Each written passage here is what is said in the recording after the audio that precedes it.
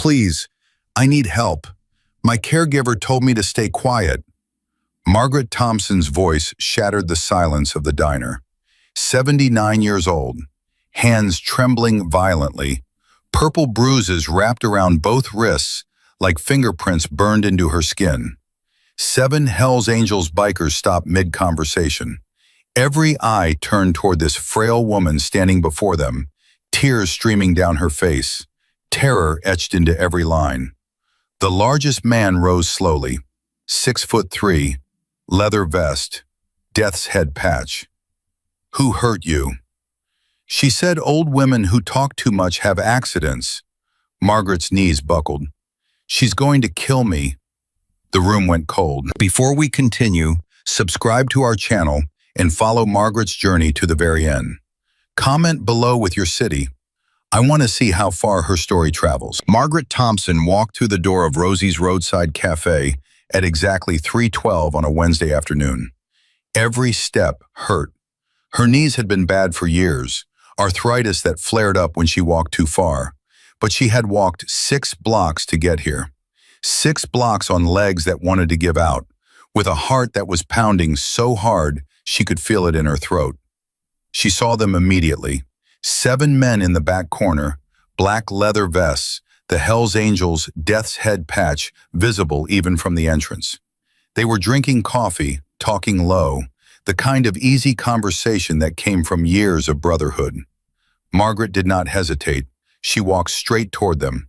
The largest man looked up first, brown hair streaked with gray, a beard that had seen too many roads, but eyes that held something she had not expected. Kindness. His name tag said, Axel. Please. Her voice came out barely above a whisper. I need help. My caregiver told me to stay quiet. The talking stopped. Every man at that table turned to look at her. Axel stood immediately. 6'3", solid muscle, but he moved like he was afraid of startling her. Ma'am, take my seat, right now. Margaret sank into the vinyl booth. Her legs were trembling. Her whole body was trembling. A man with Doc on his vest leaned forward. He had the look of someone who had seen injuries before, who knew what damage looked like. His eyes went straight to her wrists. Those bruises, he said quietly. May I see? Margaret pulled back her cardigan sleeve. The marks were unmistakable. Purple and yellow, shaped exactly like fingers, wrapped around her fragile wrist like a dark signature. Someone grabbed you, Doc said. It was not a question. Hard enough to leave marks. Recently. Margaret nodded. Tears were forming in her eyes, but she blinked them back. 79 years of life had taught her how to hold tears at bay. My caregiver, Denise, she said if I told anyone, I would regret it. Axel knelt beside the booth so he was at eye level with her. Ma'am, what's your name? Margaret Thompson. Margaret, I'm Axel. These are my brothers. You did the right thing coming here. Now tell us everything. Margaret's story came out in pieces, broken sentences, long pauses where she had to catch her breath because the memories were too heavy. Her husband Bobby had died 18 months ago, pancreatic cancer, the aggressive kind that promised 3 months and took him in 6 weeks. We were married 51 years, Margaret said. He was my everything. When he died, I didn't know how to live anymore. She had tried to manage alone, but the house was too big. The bills were confusing. Her body was failing in small ways that added up to something overwhelming. My daughter Sarah lives in Boston. We had a falling out years ago over Bobby's care when he got sick. She wanted hospice. I wanted to keep him home. We both said things we shouldn't have. Margaret's voice cracked. She stopped calling. I stopped calling. And then Bobby was gone, and I was alone, and I didn't know how to reach out to her anymore. A home care agency sent Denise Harmon, 44 years old, blonde hair, professional smile, excellent references. At first, she was wonderful, Margaret said. She cooked for me, helped me with my medications, made sure I took my pills on time. I thought God had sent me an angel. Doc and Axel exchanged a look. They had heard this before. The pattern of abuse that started with kindness. When did things change? Axel asked gently. Margaret closed her eyes. 3 months ago, I noticed money missing from my account, $400. I asked Denise about it. She opened her eyes. The fear in them was raw. She grabbed my wrist, squeezed until I cried out, and she said, "Old women who talk too much have accidents, Margaret. Bathroom falls, wrong medications. Do you understand?" The silence at the table was absolute. "I understood," Margaret whispered. I stayed quiet. For 97 days, I stayed quiet. A man at the end of the table had been staring at Margaret since she mentioned her husband's name. Graybeard, Vietnam veteran tattoo visible on his forearm, patches that showed years of service to the club. His hands were gripping his coffee cup so hard, the knuckles had gone white. "Bobby Thompson," he said, "your husband, was he Army? 101st Airborne?" Margaret looked at him confused. "Yes, 3 tours in Vietnam. How did you—" The man stood up abruptly. His chair scraped against the floor. "Khe Sanh, 1968. I served with your husband." Margaret's hand flew to her mouth. "My name is Thomas Grant. Everyone calls me Preacher." His voice was shaking.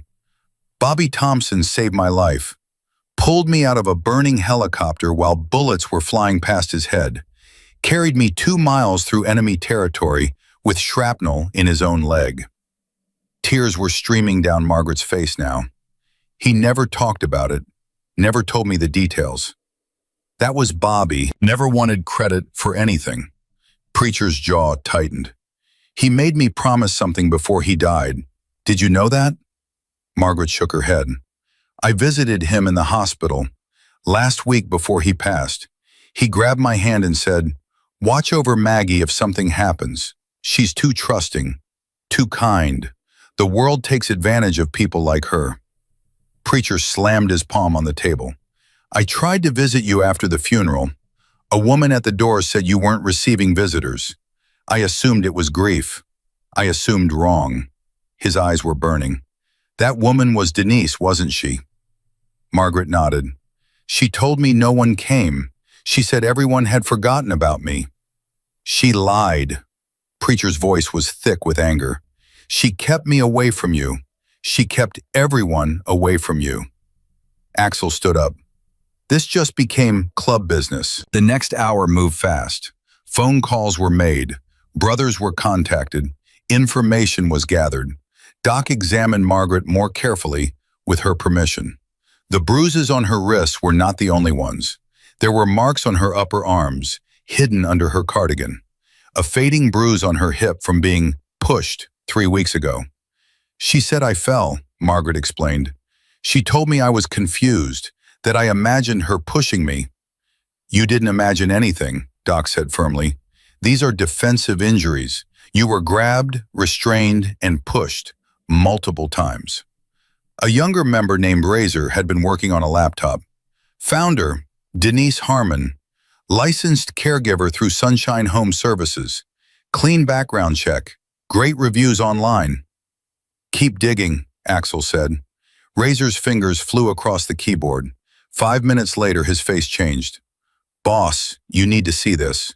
He turned the laptop around. A news article from 3 years ago, Georgia. An elderly woman named Patricia Chen, 81 years old, died of respiratory failure while under the care of a home health aide. The aide's name was Denise Harrison. "Harrison," Axel said, "not Harmon. Same first name, similar last name, different state." Razor pulled up another article. Texas, 2 years ago, Harold Martinez, 77, fell downstairs, died from head trauma. His caregiver? Denise Hart. Margaret's face had gone pale. "Oh my God." "She changes her last name," Doc said quietly, "moves to a new state, finds new victims." "This isn't just abuse," Preacher said. "This is a predator." Axel looked at Margaret. "Mrs. Thompson, how much money is missing from your accounts?" Margaret's hands were shaking again. "I don't know exactly. She handles all the finances now. For my safety, she said. But I think it might be a lot. We need to find out. We need documentation. Axel turned to his brothers. Here's what we're going to do. The plan was careful, strategic.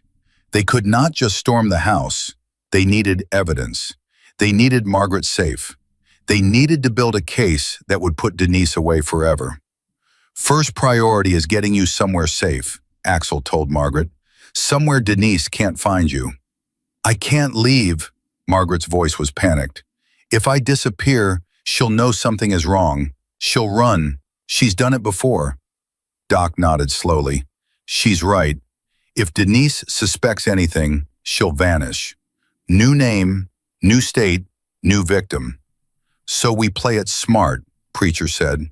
Margaret goes home, acts normal, but we set up surveillance. We document everything. No, Margaret shook her head firmly. I can't go back there. I can't pretend everything is fine while she... Her voice broke. The terror in her eyes was absolute. Axel knelt beside her again. Margaret, listen to me. You've been brave enough for one day. More than brave. You walked in here and asked for help when you were terrified. That took more courage than most people have in their entire lives. He put his hand gently over hers. But we need time, a few days, to gather evidence, to contact authorities, to make sure when we take Denise down, she can never hurt anyone again. Margaret looked at him, this stranger in leather, with his kind eyes and his gentle voice. Can you be brave for a few more days? The silence stretched. Then Margaret straightened her shoulders, the same shoulders that had held up her husband during his illness, the same shoulders that had carried grief for 18 months. Bobby always said I was stronger than I knew. Her voice was steadier now. A few more days, but you have to promise me something. Anything. Promise me she won't hurt anyone else. Ever again. Axel's jaw tightened. I promise. They drove Margaret home in a van, not motorcycles. Less conspicuous. Denise's car was in the driveway when they arrived. Remember, Doc said, you went for a walk. You got tired. You stopped for coffee. That's all. Margaret nodded, but she did not move to open the door. I'm scared, she admitted. I haven't said that out loud in 97 days. I've been terrified every single day. Preacher reached from the back seat and squeezed her shoulder. Bobby would be proud of you, Maggie. So proud. Margaret wiped her eyes, took a deep breath, opened the door. Hey, Axel caught her attention one more time. He pressed something into her hand, a small cell phone. Burner phone. My number is already programmed. You hide this somewhere she won't find it. Something happens, you call. Day or night. We'll be here in minutes. Margaret tucked the phone into her bra, old habit from decades of keeping valuables close. Thank you, she whispered. I don't know why you're helping me. You don't even know me. Axel smiled. We know enough. Now go inside, act normal, and remember, you're not alone anymore. Margaret walked up the driveway on legs that wanted to buckle. The front door opened before she reached it. Denise stood in the doorway. 44 years old, blonde hair perfectly styled, professional smile that did not reach her eyes. Margaret, where have you been? I was worried sick. The voice was sweet, concerned. Anyone listening would hear a devoted caregiver. Margaret heard the threat underneath. I went for a walk, got tired, stopped for coffee. A walk? Margaret, you know you're not supposed to go out alone. You could have fallen. You could have gotten confused. I'm not confused. The words came out before Margaret could stop them. Denise's smile flickered, just for a moment. Then it was back, bright and fake. Of course you're not, dear. Come inside. I made soup. Margaret walked past her, through the door, into the house that had become her prison. Margaret, Denise's voice had changed, harder now.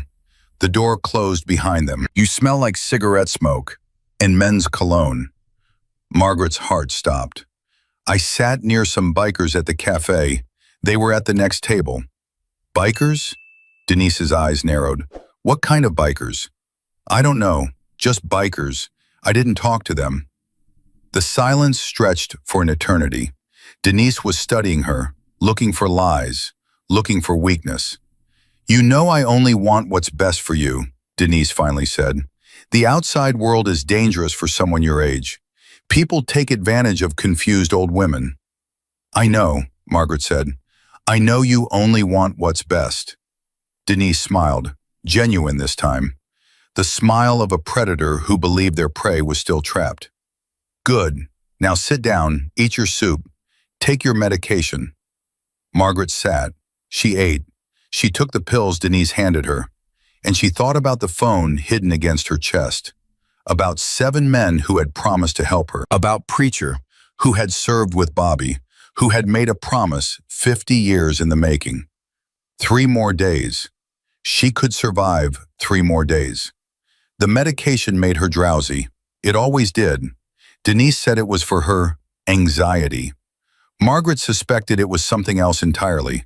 She pretended to fall asleep on the couch, listened as Denise moved through the house, opening drawers, typing on a computer, making phone calls in low voices. One conversation drifted clearly. No, everything's fine. She went for a walk, that's all. Got confused, ended up at some cafe. No, she didn't talk to anyone. She's too scared. I just need another month, maybe 2. Then we can move to the final phase. Yes, like the others. Margaret's blood ran cold. Final phase, like the others. Patricia Chen, dead in Georgia. Harold Martinez, dead in Texas. Natural causes. Accidents. She was next. Later that night, after Denise went to bed, Margaret crept into the bathroom. She locked the door, turned on the sink to cover any sound. She pulled out the burner phone with trembling fingers. The text was simple. She knows something. Heard her on phone. Final phase. I'm scared. The response came in 30 seconds. We're watching the house. You're not alone. Stay strong. 3 days. Margaret sat on the cold bathroom floor, clutching that phone like a lifeline. 3 days. She had survived 97 days of silence. She could survive 3 more. But somewhere in the back of her mind, a voice whispered, what if 3 days is too long? What if Denise moves faster? What if the final phase starts tomorrow? The next morning, everything changed. Margaret woke to Denise standing over her bed, staring down at her with an expression she had never seen before. Who is Axel? Margaret's heart nearly stopped. What? Axel. You said his name in your sleep. Axel will help me. Who is he? Margaret's mind raced. I don't know anyone named Axel. I was dreaming. I don't remember. Denise's hands shot out, grabbed Margaret's chin, forced her to meet her eyes. You're lying to me, Margaret. After everything I've done for you, after all the care I've given you. I'm not lying, please, you're hurting me. Denise released her, stepped back, but her eyes were calculating now, suspicious. I think you need a rest day. Stay in bed. I'll bring your meals. We don't want you getting confused again. She walked to the door, paused. And Margaret, I've decided we're going to visit my sister in Alabama. Next week. The Florida humidity is bad for your health. She smiled, that cold, empty smile. Won't that be nice? A little trip, just the 2 of us. The door closed. Margaret lay in bed, paralyzed with fear. Alabama. Away from everyone who might help. Away from any chance of rescue. She had to get word to Axel. Had to tell him the timeline had changed. But the phone was in the bathroom, and Denise was right outside the door. Hours passed. Margaret counted them by the light changing through the window.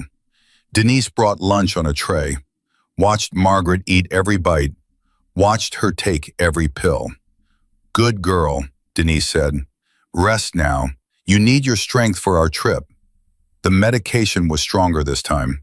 Margaret felt herself sliding toward unconsciousness, fighting it with everything she had. She thought about Bobby, about his voice in her ear during his final days. You're stronger than you know, Maggie. You've always been stronger than you know. She thought about Sarah, her daughter who she had pushed away, who she might never see again. She thought about Ryan and Emma, grandchildren she had missed growing up because she was too proud to apologize. No, she was not going to die in Alabama. She was not going to be another name on Denise's list of victims. She was going to fight. Margaret waited until dark, until she heard Denise's footsteps fade toward her own bedroom, until the house went quiet. Then she moved. Every muscle screamed in protest. The medication made her dizzy, unsteady, but she pushed through it. She had pushed through worse. 51 years of marriage, raising a daughter, watching her husband die. She had survived all of it. She would survive this too. The bathroom was 10 steps away. It felt like 10 miles, but she made it. Locked the door, grabbed the phone. Her fingers were clumsy, the letters blurred on the screen, but she typed. Alabama trip moved up. She knows something wrong. Please help. Please. She waited. 1 minute, 2 minutes, 3 minutes that felt like hours. The response came. Stay calm. We're coming. Tomorrow morning. Be ready. Margaret pressed the phone against her chest. Tears streamed down her face. Tomorrow. She just had to survive until tomorrow. She did not sleep that night, could not sleep. She lay in bed watching shadows move across the ceiling, listening for any sound that might mean Denise was coming. At 3 a.m., she heard footsteps in the hallway. Her door opened. Denise stood silhouetted in the dim light, just stood there, watching. Margaret kept her breathing slow, steady, pretended to be asleep. The footsteps moved closer, closer. Denise leaned down. Her breath was warm against Margaret's ear. Sweet dreams, Margaret. Enjoy them while you can. Then she was gone. Margaret did not move for an hour, did not breathe for what felt like forever. At 4 a.m., she heard something else. Motorcycles. Distant at first, then closer, then cutting off a block away. They were here. The knock on the door came at 7:03 a.m. Margaret was sitting in the living room, hands folded in her lap, heart pounding so hard she thought it might explode. Denise frowned. Who could that be at this hour? She went to the door, opened it. Axel stood on the porch. Behind him, 6 other men in Hell's Angels vests. Good morning. His voice was pleasant, friendly. We're looking for Mrs. Margaret Thompson. We're friends of her late husband, Bobby. Just wanted to pay our respects. Denise's face went rigid. Mrs. Thompson isn't receiving visitors. She's not well. That's funny, Preacher stepped forward, because Bobby Thompson was my brother-in-arms. I served with him in Vietnam, and he would have wanted me to check on his wife. I'm sorry, but now is not a good time. Let them in. Margaret's voice cut through from inside the house, stronger than it had been in months. Let them in, Denise. They're Bobby's friends. They're welcome here. Denise had no choice. 7 men walked into the house, filled the living room with leather and muscle and purpose. Axel went straight to Margaret. You okay? I am now. Denise stood by the door, arms crossed. I don't appreciate unannounced visitors. Mrs. Thompson needs her rest. Actually, Doc said, we wanted to discuss taking Margaret to a doctor. Those bruises on her arms look pretty serious. Bruises? She falls sometimes. She's elderly. It happens. Interesting. Razor had wandered toward the kitchen. Because falls usually cause different patterns. These look like grip marks. Denise's eyes flickered. I don't know what you're implying. We're not implying anything. Axel's voice had lost its friendliness. We're stating facts. Margaret has injuries consistent with abuse. She has money missing from her accounts. And she came to us for help because she was terrified.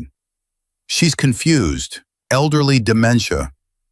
Her medical records show no dementia. Doc held up his phone. I had a conversation with her doctor yesterday. Very informative. Denise's mask slipped. Just for a moment. What was underneath was cold, calculating, dangerous. I've cared for Margaret for over a year. I've been nothing but devoted to her. Like you were devoted to Patricia Chen in Georgia?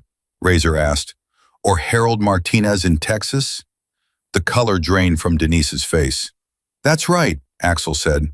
We know about them. We know about your pattern. New state, new name, new victim. It ends here. Denise lunged for the door. Preacher blocked her path. Going somewhere? You can't keep me here. This is false imprisonment. I'll call the police. Please do. Axel held out his phone. They're already on their way, along with the FBI Elder Crimes Task Force. They have some questions about your previous clients. Denise's composure shattered completely. She turned to Margaret, venom in her eyes. You stupid old woman. You couldn't just stay quiet. You couldn't just let you kill me? Margaret stood up. Her voice was shaking, but she held her ground. Like you killed the others? You can't prove anything. We don't have to. Axel stepped aside as police cars pulled into the driveway. They will. The next 3 hours were chaos.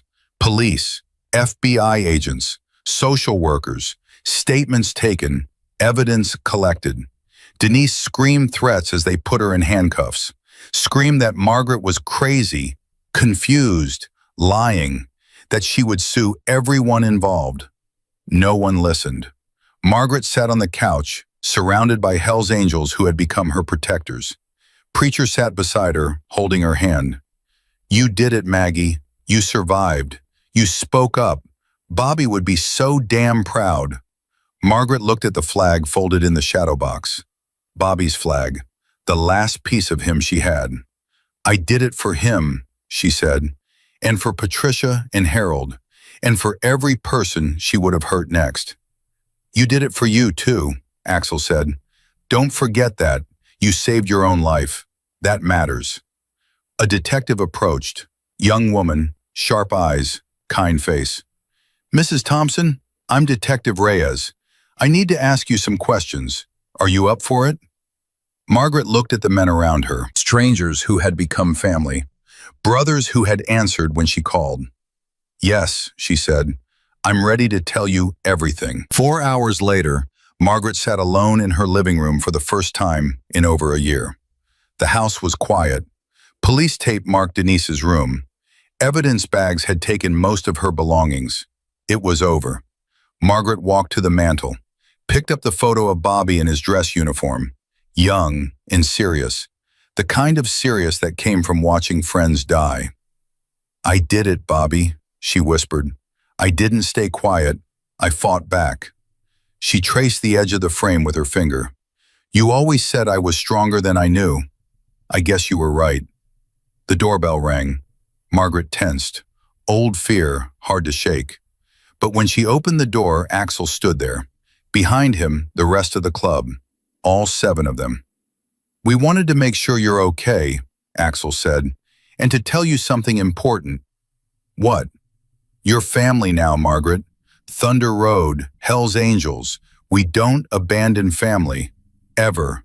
You need anything, day or night, you call. We'll be here. Margaret looked at these men, leather vests and rough hands, and hearts bigger than anyone would guess. Why? She asked. Why did you help me? You didn't know me. You didn't owe me anything. Axel smiled. Because that's who we are. When someone asks for help, we answer. Always. Margaret started to cry. Not from fear this time. Not from pain. From something she had not felt in 18 months. Hope. That night, Margaret made a phone call she had been avoiding for 5 years. The phone rang 3 times. Then a familiar voice answered. Hello? Margaret's throat tightened. Sarah? It's Mom. Silence. Long and heavy. Then, Mom? Is everything okay? No, Margaret said. It hasn't been okay for a long time. But it's going to be. I have so much to tell you. And I need to say something I should have said years ago. What? I'm sorry. I'm sorry for everything I said when your father was sick. I'm sorry for pushing you away. I'm sorry for being too proud and too stubborn to admit I was wrong. She was crying now. Can you forgive me? The silence stretched. Then Sarah's voice came through, thick with tears. Oh, Mom, I've been waiting 5 years for you to call. Yes, yes, I forgive you. I forgive you for everything. Margaret sat by the window, phone still warm in her hand, watching the stars come out over the Florida coast. Tomorrow would bring more questions, more interviews, more reliving the nightmare. But tomorrow would also bring Sarah, flying in from Boston, grandchildren Margaret had barely seen, a second chance she never expected. She thought about Denise in custody, about Patricia and Harold who had not been so lucky, about all the others who might have been next. She thought about 7 strangers who had become heroes, about a promise made in a Vietnam jungle, kept in a Florida cafe. She thought about Bobby's last words, stand up for what is right, even when it is hard. She had stood. It had been the hardest thing she had ever done, and it had saved her life. Sarah's flight landed at Tampa International at 6:47 the next morning. She had not slept, had not been able to close her eyes since her mother's phone call. 5 years of silence, broken by 3 words that changed everything. I'm sorry. Sarah ran through the terminal, carry-on bag bouncing against her hip, heart pounding in her chest.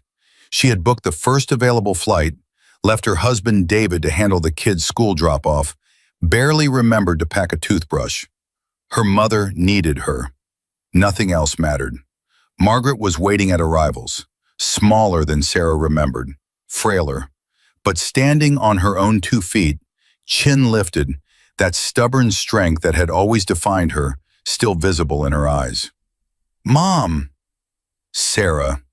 They stood 3 feet apart, 5 years of hurt and silence and regret filling the space between them. Then Sarah closed the distance and wrapped her arms around her mother, held on like she would never let go. I'm here, she whispered. I'm here now. I'm not leaving. Margaret's body shook with sobs. I'm so sorry. I'm so sorry for everything. Stop. It doesn't matter anymore. None of it matters. They stood like that for a long time, 2 women healing wounds that had festered for half a decade. People walked around them, annoyed at the obstruction. Neither noticed. Finally, Sarah pulled back. Her eyes went immediately to her mother's wrists. The bruises were fading, but still visible. Oh, Mom, her voice cracked. I should have been here. I should have checked on you. You're here now, that's all that matters. Tell me everything from the beginning. Margaret took a deep breath. It's a long story. I've got time, all the time in the world. They walked toward the exit together, arm in arm. Margaret started talking. The words came slowly at first, then faster, tumbling out like water through a broken dam. Bobby's death, the loneliness, Denise's arrival, the slow, insidious takeover of her life. Sarah listened with growing horror, her hands clenched into fists at her sides. I'll kill her, she said when Margaret described the first time Denise grabbed her wrist. I swear to God, I'll kill her. She's in custody. She can't hurt anyone anymore. That's not enough. That's not nearly enough. They reached the parking lot where Axel was waiting with the van. Sarah stopped short when she saw him. Leather vest, Hell's Angels patches, arms covered in tattoos. Mom, who is this? Sarah, this is Axel. He saved my life. Axel extended his hand. Ma'am, your mother is one of the bravest people I've ever met. Sarah hesitated. Then she took his hand, shook it firmly. Thank you for being there when I wasn't. She found us. She saved herself. We just answered when she called. The drive back to Clearwater took an hour. Margaret sat in the back with Sarah, still talking, filling in details she had not been able to say on the phone. Sarah's face grew darker with every revelation. The money, Sarah said. How much did she take? Margaret's voice dropped. I don't know exactly. The police are going through my accounts. How much, Mom? They think it might be close to 50,000. Sarah's hand flew to her mouth. $50,000? Mom, that's Dad's pension. That's your savings. I know. That's everything. I know. Axel glanced in the rearview mirror. The FBI is building a case. Financial fraud, elder abuse, potentially murder charges from the Georgia and Texas cases. She won't get away with it. She'd better not. Sarah's voice was ice. She'd better rot in prison for the rest of her miserable life. Margaret reached for her daughter's hand. I thought about you every day. When things got bad, when I was scared, I thought about calling you. But Denise was always there, always watching, and I was ashamed. Ashamed? Mom, you have nothing to be ashamed of. I let her control me. I stayed silent for 97 days. I was weak. No. Sarah gripped her mother's hands. You were trapped. There's a difference. And when you had the chance, you fought back. You walked into a room full of strangers and asked for help. That's not weakness, Mom. That's the strongest thing I've ever heard. Margaret started crying again. I don't deserve you. Stop. You're my mother. I love you. End of story. They pulled into the driveway of the house on Pelican Drive. Yellow police tape still marked the perimeter. Evidence technicians were carrying boxes out of Denise's room. Detective Reyes met them at the door. Her face was grim. Mrs. Thompson, I need to speak with you. We found something. Margaret's heart dropped. What? It would be better if we talked inside. They gathered in the living room. Axel stood by the door. Preacher had arrived while they were at the airport, along with Doc and Razor. The Hells Angels had made good on their promise. They were not leaving Margaret alone. Detective Reyes opened a folder. Photos spilled across the coffee table. We searched Ms. Harmon's belongings. We found these hidden in a suitcase with a false bottom. Margaret leaned forward. Her breath caught. The photographs showed elderly people. 8 of them. Different faces, different backgrounds, but all with one thing in common. They all looked frail, vulnerable, trusting. Each photo had a name written on the back, and a date. We've identified 5 of these individuals, Detective Reyes said. 3 are deceased. The other 2 have severe cognitive impairment and cannot be interviewed. Sarah picked up one of the photos. An elderly man with kind eyes and a warm smile. Who is this? Harold Martinez, died in Texas 2 years ago. Fall down the stairs, ruled accidental at the time. And now? We're requesting the case be reopened, along with 3 others. Margaret stared at the photographs. These people, these faces, they could have been her neighbors, her friends, her. She kept trophies, she whispered, like a serial killer. That's exactly what we believe she is. Detective Reyes gathered the photos. Mrs. Thompson, your testimony is going to be crucial. You're the only victim who survived long enough to expose her. Survived. Margaret tested the word. I survived. Yes, ma'am, you did. The detective's phone buzzed. She glanced at it, and her expression shifted. Excuse me, I need to take this. She stepped into the hallway. Voices murmured, then silence. When Detective Reyes returned, her face had changed. Something harder in her eyes, something urgent. There's been a development. What kind of development? Denise Harmon made bail. The words hit the room like a bomb. That's impossible, Axel said. She's a flight risk. She has priors in other states. Her lawyer argued she had no prior convictions, only suspicions. The judge set bail at $200,000. Someone posted it an hour ago. Who? Sarah demanded. Who would post bail for that monster? Detective Reyes consulted her notes. A woman named Linda Fowler, Denise's sister. Margaret's blood went cold. Alabama. Denise said we were going to visit her sister in Alabama. We're monitoring her movements. She's required to surrender her passport and wear an ankle monitor.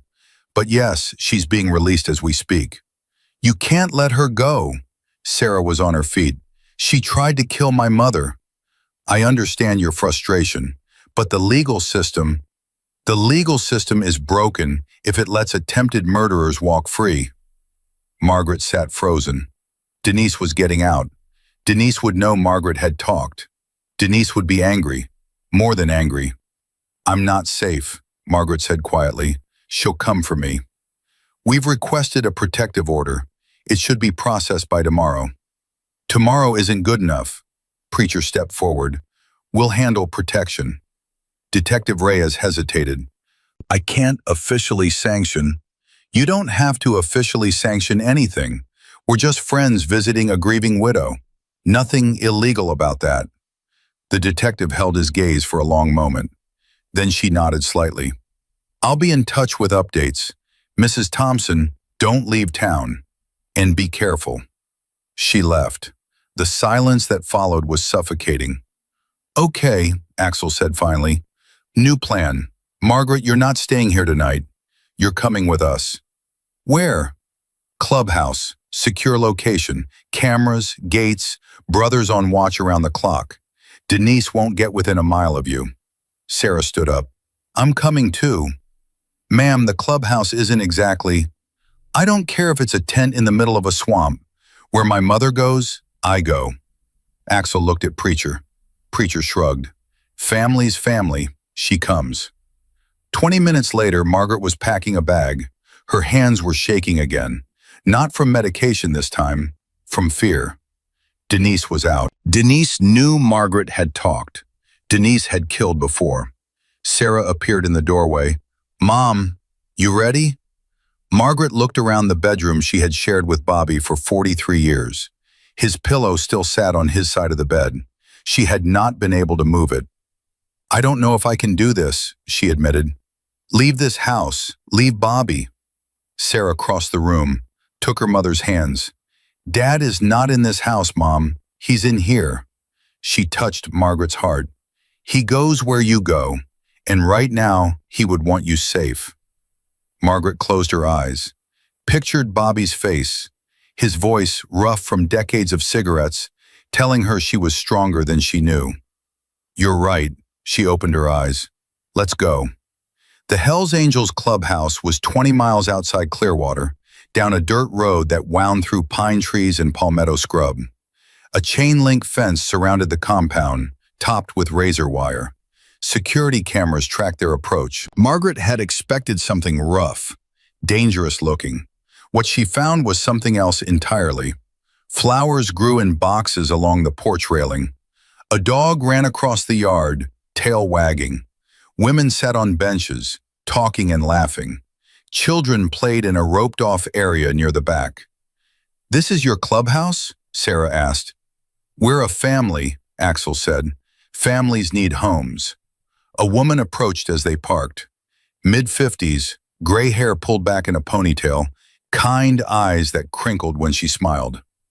"You must be Margaret. I'm Rosa, Axel's wife." She took Margaret's hands in both of hers. "I am so sorry for what you've been through. But you're safe here. I promise you that." Margaret felt something loosen in her chest. "Thank you. We've got a room ready for you. Private, quiet, comfortable bed. Sarah, you'll be right next door." "That's very kind." "It's what we do." Rosa squeezed Margaret's hands. "Now come inside. I made dinner." The room was small but clean. Fresh sheets on the bed. Flowers in a vase on the nightstand.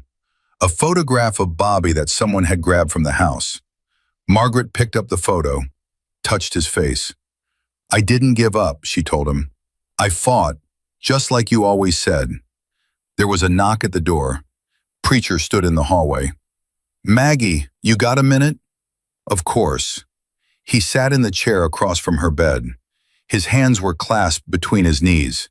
He looked older than he had the day before, heavier. "I need to tell you something. About Bobby." Margaret's heart tightened. "What about him?" "That day in Vietnam, the helicopter. I told you he saved my life. But I didn't tell you all of it." He took a deep breath. "There were 2 other men in that bird with us. Jimmy Delgado and Marcus Washington. Good men. Brothers." His voice cracked. "They didn't make it. The fire got them before Bobby could reach them. He tried, God, he tried, but there wasn't time. Margaret said nothing, waited. Bobby carried that guilt for the rest of his life. He never forgave himself for not saving all of us. That's why he never talked about it, why he woke up screaming some nights. He felt like he failed them. He never told me. He didn't want you to see him that way, broken, haunted. Preacher wiped his eyes. But here's what I need you to know, Maggie. Bobby was the best man I ever served with. He carried Jimmy and Marcus in his heart until the day he died, and he would be so damn proud of you right now. Margaret reached out, took Preacher's weathered hand in hers. Thank you for telling me, for helping me understand. He loved you more than anything in this world. Every letter he wrote home, every conversation we had, it was always Maggie this, Maggie that. You were his whole reason for surviving. And he was mine, Margaret's voice broke. 51 years, it wasn't enough. It will never be enough. They sat in silence, two people bound by a man they had both loved, in different ways, for different reasons, but with equal depth. The next morning brought news. Razor burst into the common room where Margaret was having coffee with Rosa and Sarah. His face was pale. Turn on the TV, now. Rosa grabbed the remote. A news anchor filled the screen, serious expression. Breaking news banner scrolling beneath. Authorities are searching for Denise Harmon, who cut her ankle monitor sometime overnight and disappeared from her residence. Harmon, 44, was awaiting trial on charges of elder abuse and financial exploitation. The FBI has now issued a federal warrant for her arrest, adding charges of flight to avoid prosecution. Margaret's coffee cup slipped from her fingers, shattered on the floor. She's gone, she whispered. She ran. Which means she's desperate, Axel said. He had appeared in the doorway, phone in hand. Desperate people do desperate things. Sarah jumped to her feet. We need more security. We need... Already handled. Axel held up his phone. I've got brothers coming from 3 other chapters. By tonight, we'll have 30 men on this compound. She won't come here, Doc said. She knows we're watching. She'll run, try to disappear. Maybe, Preacher's voice was dark, or maybe she'll want revenge first. Margaret felt the fear crawling up her spine, the same fear she had lived with for 97 days. The fear of a woman who smiled while she hurt you, who spoke softly while she planned your death. I won't let her win, Margaret said. Her voice surprised her. Steady, strong. I survived her once. I'll survive her again. You won't have to do it alone this time. Sarah stood beside her mother. She wants to get to you. She goes through all of us. Axel nodded. We're family now, and family protects its own. The day passed slowly. Margaret tried to rest, but every sound made her jump. Every creak of the floorboards, every slam of a door. She kept seeing Denise's face. That cold smile, those calculating eyes. Sarah stayed close, talked about Boston, about Ryan and Emma, about all the things Margaret had missed in the years they had been apart. Safe topics, normal topics, anything to distract from the nightmare outside. Ryan's playing Little League now, Sarah said. He's terrible at it. No hand-eye coordination whatsoever. Gets that from David's side. Margaret smiled despite everything. Your father was the same. Remember when he tried to teach you softball?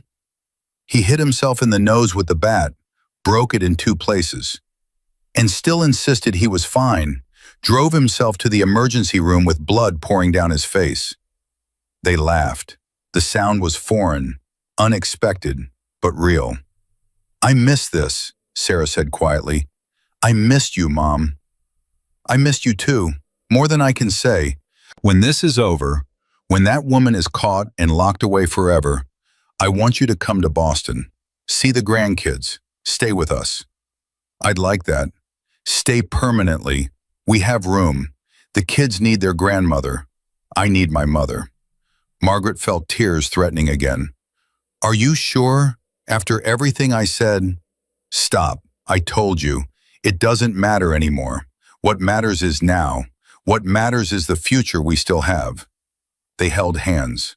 2 generations of Thompson women united against the darkness. That night the clubhouse was locked down tight. Men patrolled the perimeter in shifts. Dogs roamed the fence line. Floodlights illuminated every corner. Margaret lay in bed, staring at the ceiling, listening to the sounds of the compound.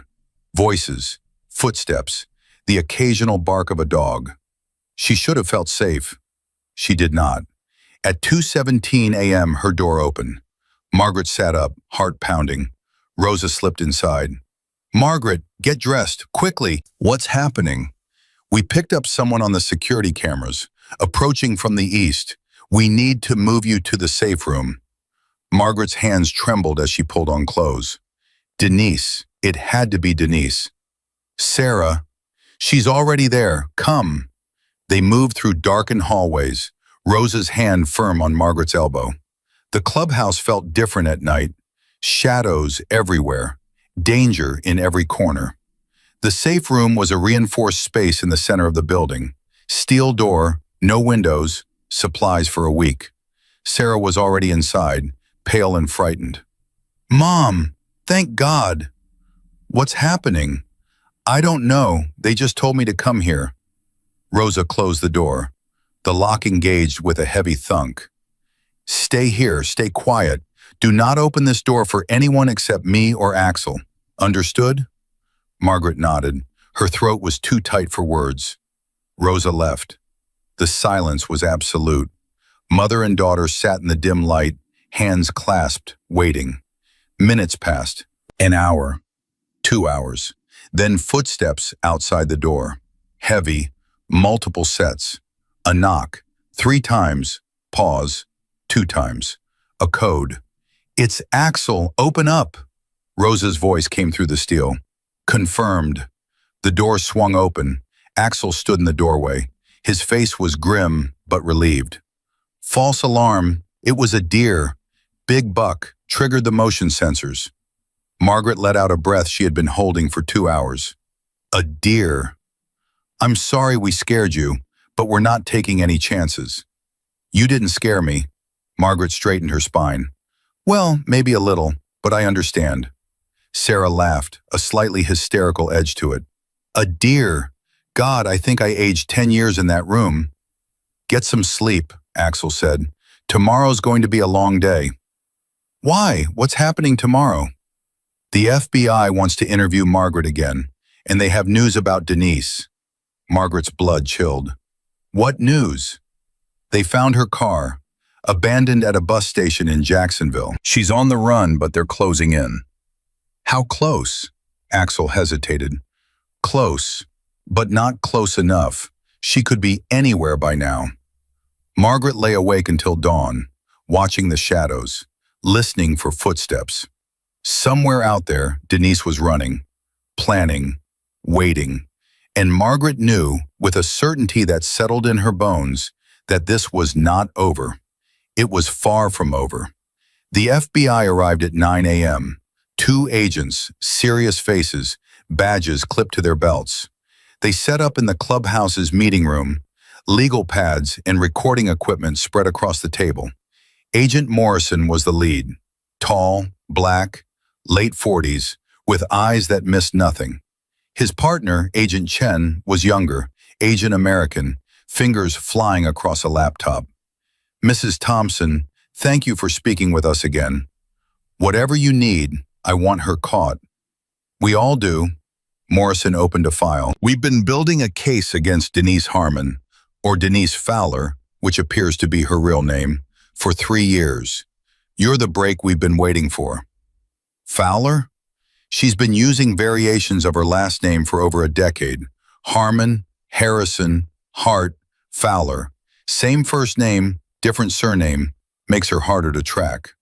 "How many victims?" Sarah asked. Morrison and Chen exchanged a look. "Confirmed? 8. But we suspect the number is higher, possibly much higher." Margaret felt sick. How does someone do this? How do they hurt people and just keep doing it? She's a sociopath. No empathy, no remorse. To her, elderly victims are simply sources of income, means to an end.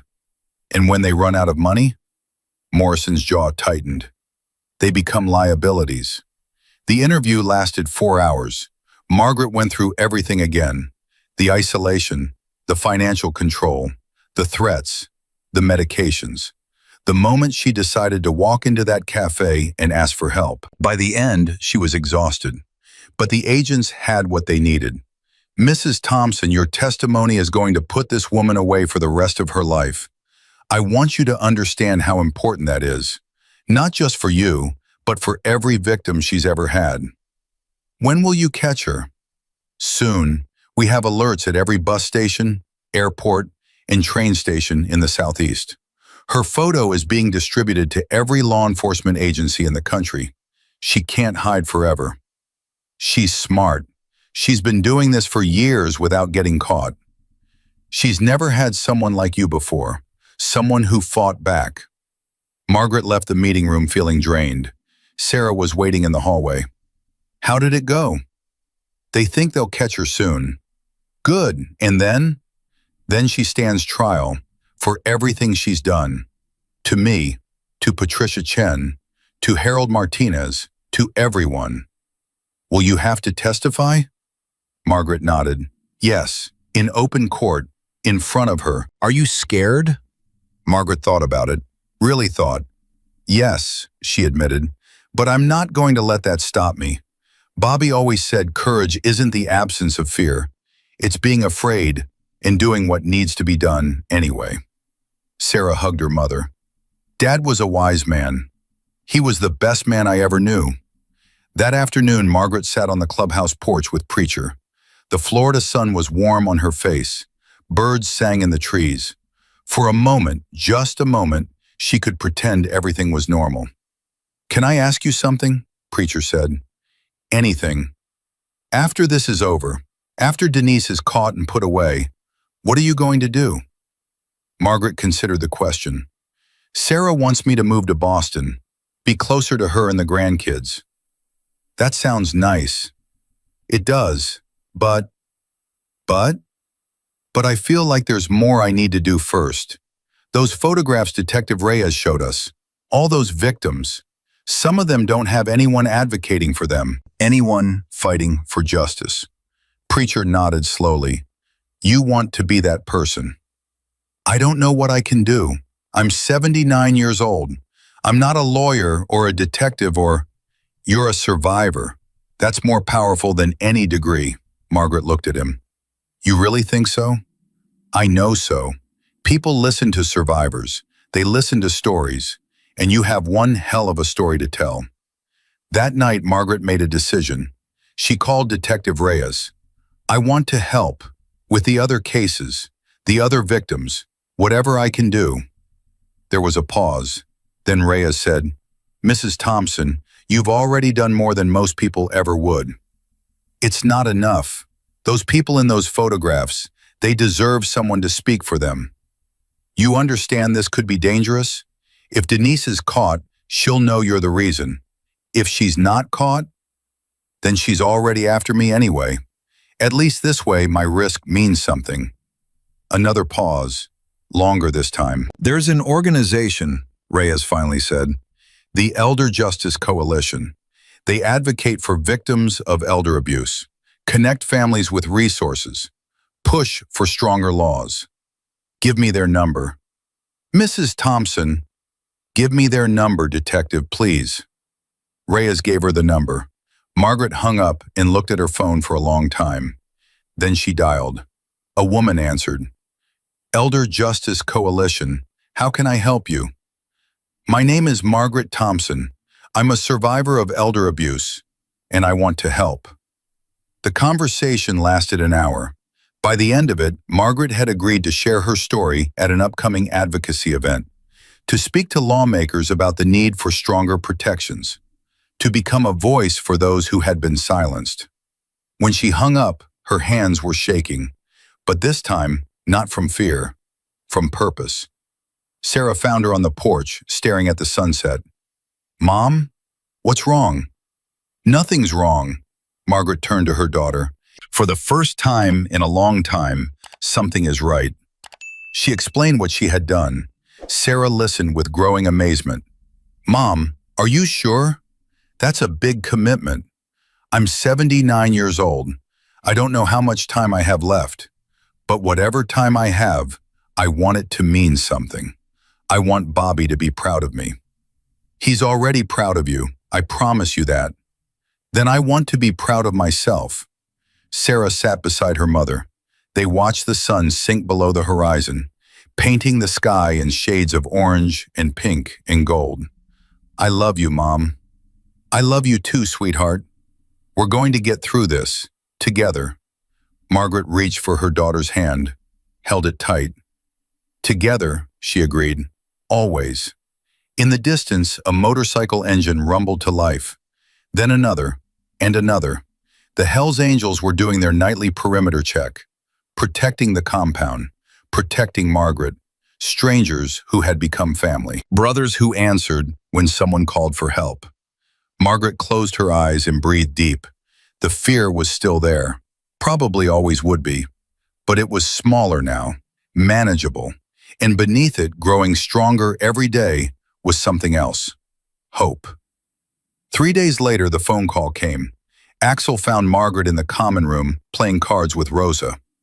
They got her. Margaret's cards fell from her fingers. What? Denise. FBI picked her up at a motel in Tennessee. She was trying to cross into Kentucky. She's in custody? In custody. No bail this time. Federal charges. She's not getting out. Margaret stood. Her knees felt weak. Her head was spinning. It's over, she whispered. It's really over. It's over, Axel grinned. You did it, Margaret. You took down a predator. Sarah burst through the door, phone in hand. Mom, did you hear? They caught her. She stopped when she saw Margaret's face, the tears streaming down her cheeks. Oh, Mom, they embraced, mother and daughter holding each other while Margaret sobbed with relief. It's over, Margaret kept saying. It's finally over. But even as she said the words, even as the relief washed through her, Margaret knew something else. This chapter was closing, but her story was just beginning. The celebration at the clubhouse lasted until midnight. Hell's Angels from 3 different chapters raised glasses to Margaret, to justice, to the end of a nightmare that had consumed her life for 18 months. But Margaret could not fully celebrate. Something gnawed at her, a feeling she could not name, like a splinter buried deep under her skin. She found Preacher alone on the back porch, smoking a cigarette, staring at the stars. Can't sleep either? He asked. My mind won't stop. Margaret sat beside him. She's caught. She's in custody. It should feel like victory. But it doesn't. No, it feels like I'm still waiting for the other shoe to drop. Preacher exhaled a long stream of smoke. Bobby used to say the same thing after missions. Even when we won, even when we made it back alive, there was always this feeling, like the danger was still out there, lurking. How did he get past it? Time, and talking, and finding something to fight for that wasn't just survival. Margaret nodded slowly. The Elder Justice Coalition called me back today. They want me to speak at their annual conference next month. Share my story with 200 people. That scares you. Terrifies me. Good. Preacher crushed out his cigarette. If it didn't scare you, it wouldn't be worth doing. The next morning, Agent Morrison called. Mrs. Thompson, we need you to come to the federal building in Tampa. There's been a development. Margaret's stomach dropped. What kind of development? I'd rather discuss it in person. 2 hours later, Margaret sat in a conference room with Sarah, Axel, and the 2 FBI agents. The fluorescent lights hummed overhead. Coffee cups sat untouched. Morrison slid a photograph across the table. Margaret looked at it. A woman she did not recognize. Elderly, frail, gray hair, kind eyes. Do you know this woman? No, should I? Her name is Dorothy Winters, 74 years old, lived in Sarasota. Lived? Morrison's jaw tightened. She died 3 days ago. Heart failure, according to the initial report. I don't understand. What does this have to do with Denise? Dorothy Winters hired Denise Harmon 6 weeks ago, through the same agency that placed her with you. The room went silent. Sarah grabbed the edge of the table. 6 weeks? But that means… Denise was working another victim while she was still caring for your… She killed her. Margaret's voice was barely a whisper. While I was cooking up the courage to walk into that diner, Denise was killing someone else. You couldn't have known. But if I had spoken up sooner, if I hadn't waited 97 days… Mrs. Thompson, Morrison leaned forward, you are not responsible for Denise Harmon's crimes. She is. Every death, every injury, every stolen dollar, that's on her, not you. Then why does it feel like blood on my hands? Sarah reached for her mother. Mom, stop. You can't think like that. I should have been braver. I should have… You walked into a room full of strangers and asked for help when you were terrified. That's braver than most people ever get in their entire lives. Sarah's voice cracked. Don't you dare blame yourself for what that monster did. Morrison cleared his throat. There's more. Margaret looked at him. How could there possibly be more? Dorothy Winters had a son. James. He's been trying to reach you. Me? Why? Because you survived. Because you're the reason Denise was caught. He wants to meet the woman who brought down his mother's killer. Margaret closed her eyes. Another family destroyed. Another life lost. Another person looking to her for answers she did not have. Tell him yes, she said finally. I'll meet him. James Winters was 47 years old, brown hair graying at the temples, eyes that held the same haunted look Margaret saw in her own mirror. They met at a coffee shop in downtown Clearwater, neutral territory, safe ground. James stood when Margaret approached. His hands were shaking. Mrs. Thompson, thank you for coming. Please call me Margaret. They sat across from each other, two strangers bound by a monster. I don't know where to start, James said. I've been going over it in my head for days. What I want to say, what I need to say. Take your time. He took a breath. My mother was a widow. Dad died 7 years ago. She was lonely, isolated. I live in Chicago, work in finance, couldn't visit as often as I should have. His voice broke. She called me 3 weeks ago, said she had a wonderful new caregiver, someone who really understood her, someone who made her feel safe. Denise. She talked about her constantly. Denise this, Denise that. I was relieved, grateful even. I thought Mom was in good hands. You couldn't have known. That's what everyone keeps saying, but I should have. I should have visited more, called more, paid attention. Margaret reached across the table, took his hand. I blamed myself too. For 97 days I told myself I was weak, stupid, that I deserved what was happening because I wasn't strong enough to stop it. How did you get past that? I'm still working on it, but I know one thing for certain. The only person responsible for what Denise did is Denise. Not you, not me, not any of the families she destroyed. Tears spilled down James's cheeks. My mother was kind, generous. She volunteered at the church, baked cookies for the neighbors. She deserved better than dying alone in her bed while a predator went through her jewelry box. Yes, she did. And now it's our job to make sure her death means something. How? By telling her story. By making sure no one forgets Dorothy Winters. By fighting for laws that protect people like her, like my husband, like all the victims Denise left in her wake. James wiped his eyes. Would you speak at her memorial?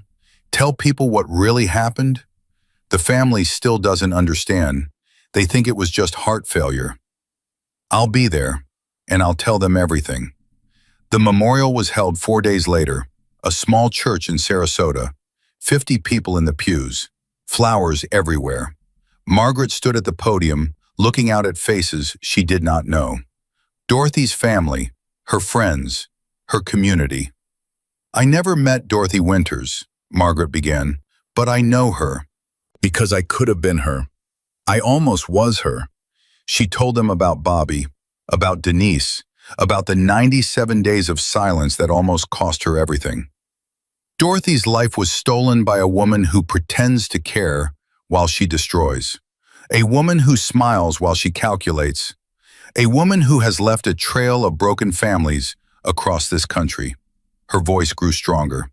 "But Dorothy will not be forgotten. I will not let her be forgotten. Her name will be part of every speech I give, every interview I do, every time I stand up and fight for people like us." She looked at James in the front row, tears streaming down his face. Dorothy Winters mattered, her life mattered, and her death will not be in vain. After the service, Dorothy's sister approached Margaret. "Thank you," she said. "Thank you for giving us the truth. I wish I could have given you more. You gave us justice. That's more than most people ever get." The indictment came 2 weeks later. Margaret sat in Agent Morrison's office, reading the document that would define the rest of Denise Harmon's life. 15 counts of elder abuse across 4 states, 7 counts of financial exploitation, 3 counts of identity theft, 2 counts of second-degree murder, 1 count of first-degree murder. "First degree?" Margaret looked up. "Who?" "Dorothy Winters. The toxicology came back. Lethal dose of morphine. Denise crushed the pills into her evening tea." Margaret's hands trembled. "She murdered her." "With premeditation. The prosecution believes Denise knew you had talked. She was accelerating her timeline, trying to finish with Dorothy and disappear before we closed in. If you had acted sooner, Denise would have killed you instead. You surviving is the only reason we caught her at all." The truth of that statement settled over Margaret like a weight. She had survived. Dorothy had not. And now she had to live with that. The trial was set for October. 5 months away. 5 months of preparation, of depositions, of reliving every terrible moment. Margaret threw herself into advocacy work. She spoke at community centers, senior living facilities, church groups, anywhere people would listen. "Elder abuse is invisible," she told them. "It happens behind closed doors, to people who are ashamed, isolated, afraid. But it's not invisible to those of us who look, to those of us who ask questions, to those of us who refuse to look away." Her story spread. Local news picked it up first, then regional, then national. A producer from 60 Minutes called. "Mrs. Thompson, we'd like to do a segment on your case. Would you be willing to sit for an interview?" Margaret's heart pounded. "National television? We believe your story could save lives, make people aware of a crisis that doesn't get enough attention." She thought about Bobby, about what he would say. "Yes, I'll do it." The interview aired 6 weeks before the trial. Margaret watched it from Sarah's living room in Boston, surrounded by her daughter, her son-in-law David, and her grandchildren Ryan and Emma. On screen, Margaret looked older than she felt, frailer, but her voice was strong. "She told me to stay quiet, said old women who talk too much have accidents. But I learned something in that diner. I learned that silence is more dangerous than speaking up. I learned that asking for help is not weakness, it's survival." Ryan, 10 years old, watched with wide eyes.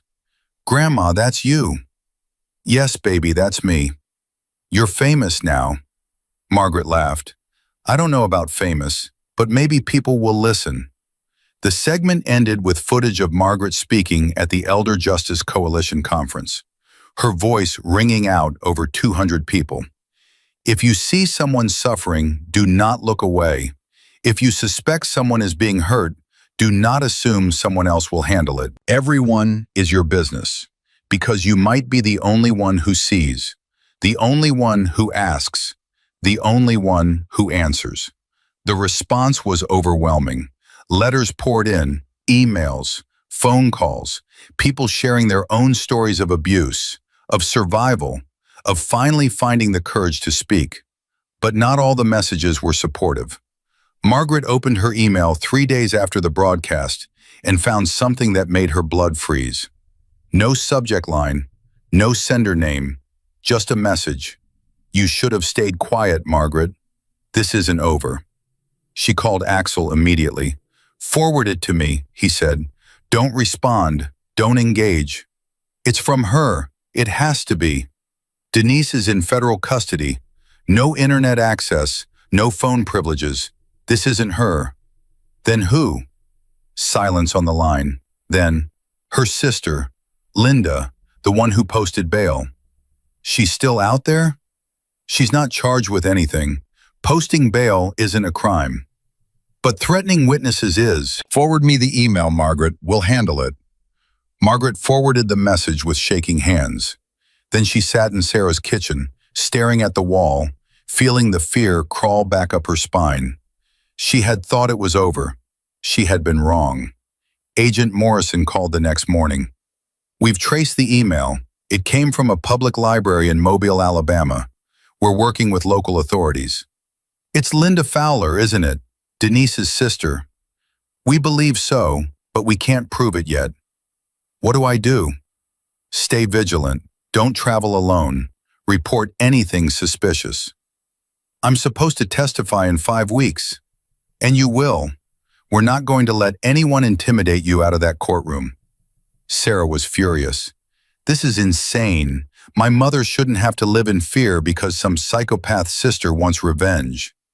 We're taking every precaution. Precautions aren't enough. What happens when she shows up at Mom's hotel?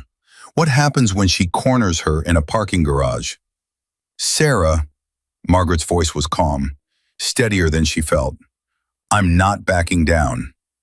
"Mom, I've spent too long being afraid. Of Denise, of speaking up, of my own shadow. I'm done. If Linda Fowler wants to scare me, she can try. But I'm going to that courthouse. I'm going to look Denise in the eye, and I'm going to tell the truth." Sarah stared at her mother. "You've changed. I've remembered who I am. Bobby's wife, your mother, a woman who doesn't back down from bullies." 3 weeks before trial, the Hells Angels came to Boston. Margaret heard the motorcycles from Sarah's kitchen, a rumble that shook the windows. She went to the front door and found Axel, Preacher, Doc, and 4 other brothers parked in the driveway. "What are you doing here?" Axel grinned. "You didn't think we'd let you face this alone, did you?" "But it's Boston. That's 1,000 miles from Florida. 1,200, actually. Nice ride." Preacher swung off his bike. "We're your escort, Maggie. From now until that trial is over. Wherever you go, we go." Margaret felt tears threatening. "You don't have to do this." "Yeah, we do." Doc stepped forward. "You're family, and family protects its own." The 5 weeks before trial passed in a blur of preparation. The prosecution team walked Margaret through her testimony a dozen times. Every question, every answer, every moment she would spend on that witness stand. "She's going to have a lawyer," the lead prosecutor warned. "He's going to try to make you look confused, unreliable. He'll suggest you imagine the abuse, that you're seeking attention. Let him try. The key is staying calm. Don't get angry. Don't get flustered. Just tell the truth. The truth is more powerful than any cross-examination." Margaret practiced in front of mirrors, in front of Sarah, in front of Preacher, who sat stone-faced while she recounted the worst moments of her life. "You're ready," Preacher said after the last practice session. "More than ready." "I don't feel ready." "Nobody ever does. But you're going to walk into that courtroom and you're going to show everyone exactly who Margaret Thompson is." "Who am I?" "A survivor, a fighter, a woman who refused to stay silent when silence would have been easier." He put his hand on her shoulder. "Bobby would be proud. Hell, I'm proud." The night before the trial, Margaret could not sleep. She sat by the window of her Boston hotel room, watching the city lights, thinking about everything that had brought her to this moment.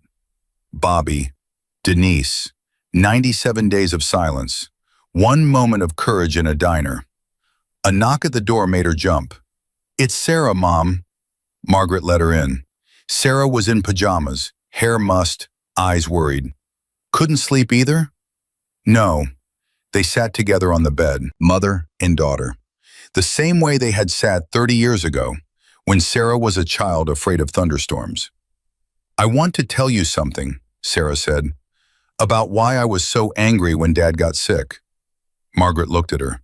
"I wasn't angry at you, not really. I was angry at myself, for moving away, for not being there, for missing so many years with him because I was building a career, building a life, telling myself there would always be time." Her voice broke. "And then there wasn't time, and I couldn't face that. So I turned my guilt into anger and aimed it at the only person who was there. You." "Sarah, let me finish. I've been carrying this for 5 years. I need to say it." Margaret nodded.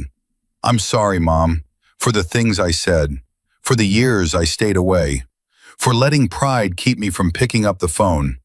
I'm sorry for all of it. I'm sorry, too, for the things I said, for blaming you for leaving when you were just living your life, for being so stubborn that I couldn't see how much you were hurting."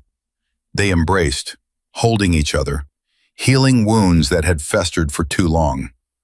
"We can't get those years back," Margaret said, "but we can make sure we don't waste any more. I love you, Mom. I love you too, sweetheart, more than anything in this world." They stayed like that for a long time, two women who had lost their way and found each other again. Finally, Sarah pulled back. "You should try to sleep. Big day tomorrow." "I know. You're going to be amazing.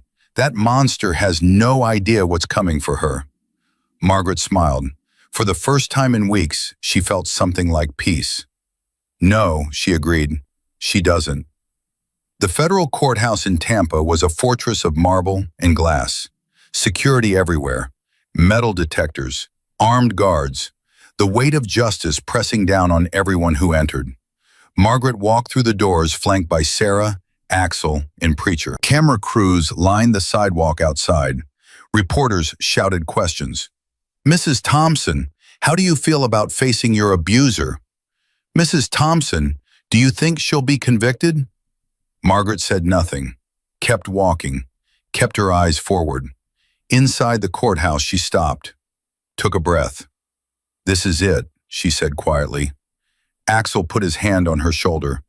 "You've got this, Margaret. We'll be right behind you, every step of the way." She looked at the courtroom doors. Beyond them, Denise waited, the woman who had terrorized her, controlled her, nearly killed her. Margaret squared her shoulders. "Let's finish this." She pushed through the doors and stepped into the courtroom. Denise Harmon sat at the defense table, orange jumpsuit, hands cuffed, blonde hair limp and unwashed. Their eyes met across the room. Denise smiled. That same cold, calculating smile Margaret remembered from the house on Pelican Drive. But this time, Margaret did not look away. She held that gaze, steady, unafraid. And for the first time, she saw something flicker in Denise's eyes. Fear. The trial had begun. The courtroom was packed, every seat filled. Reporters in the back row, notebooks ready. Families of victims scattered throughout, their faces a mixture of grief and hope. The Hells Angels took up an entire row behind the prosecution table. Leather vests visible, arms crossed, a silent wall of support. Margaret sat in the front row, Sarah's hand gripping hers so tightly it almost hurt. Judge Catherine Reeves entered, 72 years old, silver hair, 30 years on the federal bench. She had seen everything. Her eyes swept the courtroom with the weight of someone who understood exactly what was at stake. This court is now in session. The United States versus Denise Marie Fowler, also known as Denise Harmon, Denise Harrison, and Denise Hart. The list of names hung in the air, each alias representing a different state, a different victim. a different, destroyed life. The prosecutor, Assistant U.S. Attorney Rachel Chen, stood. 43 years old, sharp suit, sharper mind. She had built her career on cases like this. Predators who preyed on the vulnerable. Your Honor, the prosecution is ready to proceed. Denise's attorney, Victor Caldwell, rose slowly. Expensive suit, silver hair, the kind of lawyer who made his living defending people who could afford not to lose. The defense is ready, Your Honor. Judge Reeves nodded. Ms. Chen, your opening statement. Rachel Chen walked toward the jury. 12 faces. Ordinary people about to hear an extraordinary horror. Ladies and gentlemen, this case is about a predator. A woman who spent over a decade targeting the most vulnerable members of our society. The elderly, the isolated, the lonely. She paused. The defendant presented herself as a caregiver, a helper, someone families could trust with their most precious loved ones. But behind that mask was something else entirely. A calculating criminal who systematically stole from, abused, and ultimately murdered the people in her care. Margaret watched the jury. Some leaned forward, others looked sick. You will hear from Margaret Thompson, a 79-year-old widow who survived the defendant's abuse. You will hear from the families of Patricia Chen and Harold Martinez, who did not survive. And you will hear from forensic experts who will prove beyond any reasonable doubt that Dorothy Winters was murdered by lethal injection of morphine administered by the defendant. Rachel's voice hardened. By the end of this trial, you will understand exactly what Denise Fowler is. A serial predator, a thief, a murderer, and we will ask you to hold her accountable for every single life she destroyed. She returned to her seat. Victor Caldwell took his time standing, adjusted his cuffs, smiled at the jury like they were old friends. Ladies and gentlemen, what you just heard was a story. A compelling story, I'll grant you, but a story is not evidence. He strolled toward the jury box. My client, Denise Harmon, is a dedicated caregiver. For 15 years, she has devoted her life to helping elderly individuals maintain their independence and dignity. She has worked with dozens of clients, the overwhelming majority of whom have had nothing but praise for her services. Margaret's jaw clenched. Lies. Every word was lies. The prosecution will present witnesses who are confused, elderly individuals with documented memory issues, family members looking for someone to blame for their own guilt at abandoning their parents. Sarah's grip on Margaret's hand tightened painfully. And they will present circumstantial evidence that proves nothing. Accusations are not convictions. Suspicions are not facts. And by the end of this trial, you will have more than reasonable doubt. You will have certainty that Denise Harmon is innocent of these outrageous charges. He sat down. Margaret felt rage building in her chest. This was the strategy. Make the victims look crazy. Make the families look negligent. Make Denise look like the victim. The prosecution's first witness was Dr. Michael Torres, the forensic pathologist who had examined Dorothy Winters' body. Dr. Torres, can you describe what you found during the autopsy? The deceased showed signs of acute morphine toxicity. Blood levels were consistent with a lethal dose, far exceeding any therapeutic amount. Could this have been accidental? No. The concentration was too precise. This was a deliberate administration of a fatal dose. Did the deceased have a prescription for morphine? No, she had no history of chronic pain, no prescription for opioids of any kind. So where did the morphine come from? It had to be administered by someone with access to controlled substances. Rachel turned to the jury. Someone like a licensed caregiver with access to medication supplies? Objection. Caldwell was on his feet. Speculation. Withdrawn. No further questions. Caldwell approached the witness. Dr. Torres, is it possible the deceased obtained morphine through other means? Purchased it illegally? Received it from a friend? It's theoretically possible, but highly unlikely given. A simple yes or no, doctor. Dr. Torres paused. Yes, theoretically possible. No further questions. Margaret wanted to scream. Caldwell was twisting everything, making doubt where there was none. The second day brought financial experts, forensic accountants who had traced the money stolen from victims across 4 states. In total, how much money was taken from the victims in this case? Across all identified victims, the defendant embezzled approximately $847,000 over a period of 11 years. Gasps from the gallery. Can you describe the method used? The defendant would gain control of victims' finances under the guise of helping manage their affairs. She would then systematically drain accounts through cash withdrawals, forged checks, and unauthorized credit card charges. And the victims' families? In most cases, they were unaware until after the victim's death, when they discovered the accounts had been emptied. Margaret thought of her own accounts. The $47,000 gone, Bobby's pension, their life savings, all of it stolen while she was too afraid to speak. On the third day, James Winters took the stand. His hands were shaking as he was sworn in. His voice cracked when he stated his name. Mr. Winters, can you describe your mother's mental state before she hired the defendant? She was sharp, independent. She volunteered at church, played bridge with friends, kept her own books. There was nothing wrong with her mind. And after the defendant began working for her? James's face contorted with grief. She changed, became confused, paranoid. She stopped calling me. When I called her, the defendant would answer and say, Mom was sleeping or too tired to talk. Did you visit? I tried. 3 weeks before she died, I flew down to Sarasota. The defendant met me at the door, said Mom had a cold, that visitors might make it worse. I should have pushed past her. I should have demanded to see my mother. His voice broke completely. I didn't. I went back to Chicago, and 3 weeks later my mother was dead. Rachel gave him a moment. Then, Mr. Winters, did your mother have any history of heart problems? None. Her heart was healthy. Her doctor confirmed it. Did she have any history of depression or suicidal thoughts? Never. She loved life. She was looking forward to her 75th birthday next month. She had plans. Thank you, Mr. Winters. No further questions. Caldwell rose slowly. Margaret could see him calculating. Mr. Winters, you said you lived in Chicago. Yes. How often did you visit your mother? I tried to visit every few months. Every few months.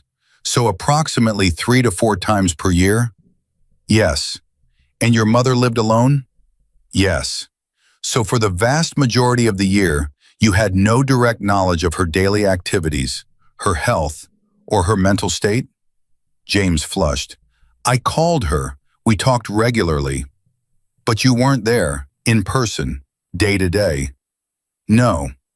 Is it possible your mother's health was declining without your knowledge? That she was struggling more than she let on in phone calls? She wasn't. Is it possible, Mr. Winters? A long pause. I suppose anything is possible. No further questions. Margaret watched James leave the stand, defeated. Caldwell was good, too good. He was making the victims' families look negligent, making their grief look like guilt. On the 4th day, Margaret was called to testify. She walked to the witness stand with her head high. Her legs were shaking, but she willed them to carry her. She would not show weakness, not here, not now. The bailiff handed her a Bible. Do you swear to tell the truth, the whole truth, and nothing but the truth, so help you God? I do. Rachel Chen approached with a gentle smile. Mrs. Thompson, can you tell us how you met the defendant? Margaret took a breath. She was assigned to me by Sunshine Home Services. After my husband Bobby died, I needed help. I couldn't manage the house alone anymore. My health was declining. What were your first impressions of the defendant? She was wonderful, attentive, kind. She cooked for me, helped me with my medications, kept the house clean. I thought God had sent me an angel. When did things change? Margaret's hands gripped the arms of the witness chair. About 3 months after she started, I noticed money missing from my account. $400. I asked her about it. What happened when you asked? She grabbed my wrist, squeezed hard enough to leave bruises, and she said, "Old women who talk too much have accidents, bathroom falls, wrong medications. Do you understand, Margaret?" The courtroom was silent. I understood. I stayed quiet. For how long?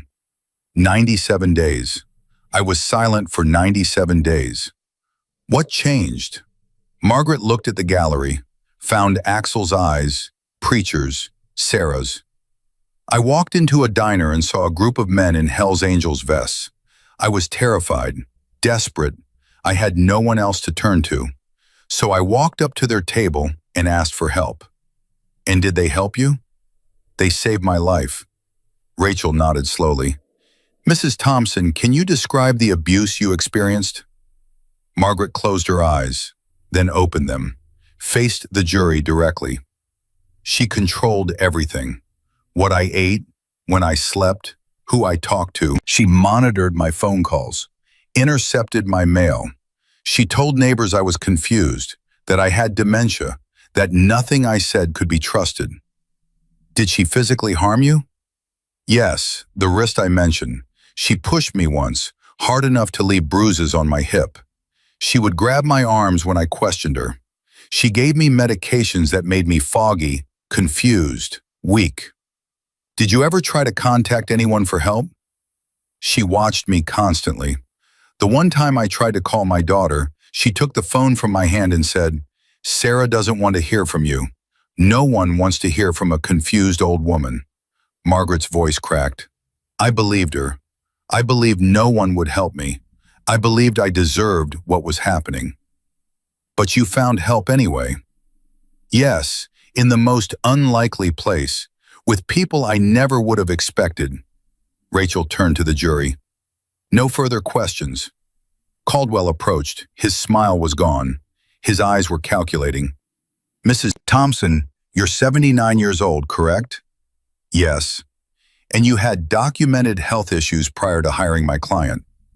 I had arthritis, high blood pressure, nothing affecting my mind. But you just testified that you felt confused, foggy, weak, because of the medications she was giving me. Or because of normal age-related decline? Margaret's jaw tightened. There was nothing normal about what she did to me. Mrs. Thompson, isn't it true that your relationship with your daughter was estranged for 5 years before this incident? Yes, but isn't it true that you told your daughter she had abandoned you? That you blamed her for your husband's death? I was grieving. I said things I didn't mean. So you admit to having memory and judgment issues during times of stress? That's not what I said. Mrs. Thompson, isn't it possible that in your grief and isolation, you misinterpreted my client's care as abuse? That you saw threats where there was only concern? No. Isn't it possible that the bruises you attributed to my client were actually from falls? That elderly people with arthritis often have balance issues? She grabbed me. I know the difference between falling and being grabbed. Do you? With absolute certainty? Margaret leaned forward, her eyes locked onto Caldwell's. Mr. Caldwell, I spent 51 years married to a man who taught me what respect looks like, what kindness looks like, what love looks like. Your client showed me none of those things. She showed me fear, control, cruelty, and I will never, ever doubt what I experienced. The courtroom was silent. Caldwell blinked. For just a moment, his composure cracked. No further questions. Margaret stepped down from the witness stand. Her legs were shaking again, but she had done it. She had faced him, faced her, and she had not broken. Sarah met her at the gallery rail, tears streaming down her face. You were amazing, Mom. Absolutely amazing. Axel nodded. That lawyer didn't know what hit him. Preacher was wiping his eyes. Bobby would have been so proud, so damn proud. The trial continued for 2 more weeks, witness after witness. Patricia Chen's daughter, who had never understood why her mother's money disappeared before her death. Harold Martinez's brother, who had always suspected something was wrong but could never prove it. The prosecution presented evidence from Denise's phone. Text messages to her sister. "This one's almost done. Another month, maybe 2. Then we move to the next state. Make sure you get everything this time. The last one didn't have as much as you thought. Don't worry, I've got it figured out. These old people are so easy. They believe anything you tell them." Margaret listened to those words with a cold rage building in her chest. Easy. Denise had called her easy. The defense called character witnesses, former clients' family members who had nothing but praise for Denise. Colleagues from the home care industry who described her as dedicated and professional. Margaret watched the jury during these testimonies. Some looked confused, others skeptical. Then came the moment everyone had been waiting for. Denise Fowler took the stand. She had cleaned up for the occasion, hairstyled, makeup applied, orange jumpsuit replaced with a conservative navy dress. She looked like someone's grandmother. "Ms. Fowler, did you abuse Margaret Thompson?" "No." Denise's voice was soft, wounded. "I cared for Mrs. Thompson like she was my own mother. I loved her." "Did you steal from her?" "Never. I helped her manage her finances because she asked me to. She was confused, forgetful. I was protecting her." "What about the bruises Mrs. Thompson described?" Denise dabbed at her eyes with a tissue. "Mrs. Thompson fell frequently. I tried to catch her, to steady her. Sometimes I had to grab her arm to keep her from hurting herself. If I left bruises, I'm deeply sorry, but I was trying to help." Margaret's hands clenched into fists. "What about Dorothy Winters?" "Dorothy was a sweet woman. I was devastated when she passed, but I had nothing to do with her death. She had a weak heart. Everyone knew that." The prosecution claims you administered a lethal dose of morphine. "That's insane." Denise's voice rose. "I'm a caregiver. I help people. I don't hurt them." "Why would multiple families accuse you of the same crimes across multiple states?" "I don't know." Tears spilled down Denise's cheeks. "Maybe they're looking for someone to blame. Maybe they feel guilty for not being there for their parents. I understand their pain, but I'm not the monster they're making me out to be." Rachel Chen rose for cross-examination. "Ms. Fowler, you testified that you loved Margaret Thompson like a mother." "I did. I do. Yet you told her, and I quote, 'Old women who talk too much have accidents.' Is that how you express love?" "I never said that." Mrs. Thompson testified under oath that you did. "She's confused, elderly, her memory isn't reliable. So when it suits your narrative, Mrs. Thompson is confused. But when she praised you to the home care agency, her judgment was sound?" Denise's mouth opened, closed. "Let me ask you about your name. Why have you used multiple surnames over the past decade? Fowler, Harmon, Harrison, Hart? I was married, divorced, different names for different periods of my life." "Interesting, because we found no marriage certificates or divorce records under any of those names." Denise paled. "Ms. Fowler, isn't it true that you change your name every time you move to a new state? To avoid detection?" "No." "Isn't it true that you targeted elderly victims specifically because they were isolated and vulnerable?" "No." "Isn't it true that when Margaret Thompson started asking questions about missing money, you threatened her to keep her silent?" "No." "Isn't it true that you murdered Dorothy Winters because you knew Margaret Thompson had exposed you, and you were trying to finish your crimes before you got caught?" "No." Denise was on her feet, her composure shattered. "I did nothing wrong. These people are liars, all of them, confused old fools who can't remember what day it is." The courtroom erupted. Judge Reeves banged her gavel. "Order! Order in this court!" Denise was shaking. Her mask had slipped completely. The rage underneath was visible to everyone. Rachel Chen smiled. "No further questions, Your Honor." Closing arguments came on day 14. Rachel Chen stood before the jury one final time. You have heard from the victims, from the families, from the experts. You have seen the evidence, text messages, financial records, forensic analysis, and you have seen the defendant herself when her mask slipped and the real Denise Fowler was revealed. She walked along the jury box. Margaret Thompson was called confused, unreliable, but she sat on that witness stand and told you the truth, a truth so powerful that the defendant's own attorney couldn't shake her, a truth that exposed a pattern of predation spanning over a decade. Her voice hardened. Dorothy Winters is dead because Denise Fowler murdered her. Patricia Chen and Harold Martinez are dead because Denise Fowler targeted them, and Margaret Thompson nearly joined them. She stopped. The defense wants you to believe these families are negligent, that they abandoned their parents, that they're looking for someone to blame. Rachel shook her head. But the only person to blame is sitting at that table. The only monster in this story is wearing a navy dress and crocodile tears. She turned to face Denise directly. Denise Fowler is a predator, a thief, a murderer, and today you have the power to make sure she never hurts anyone again. The jury deliberated for 3 days. Margaret could not eat, could not sleep. She paced the hotel room until Sarah threatened to sedate her. Mom, you need to rest. Whatever happens, you did everything you could. What if they believe her?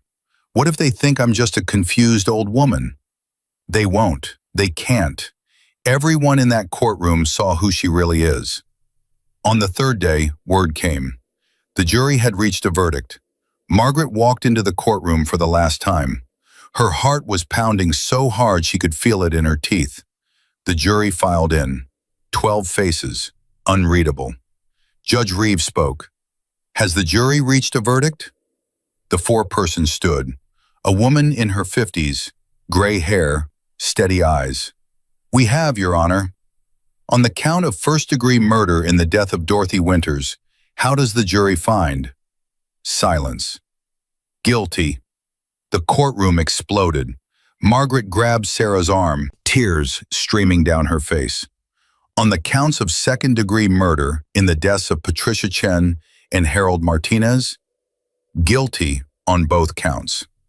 On the counts of elder abuse, guilty on all 15 counts.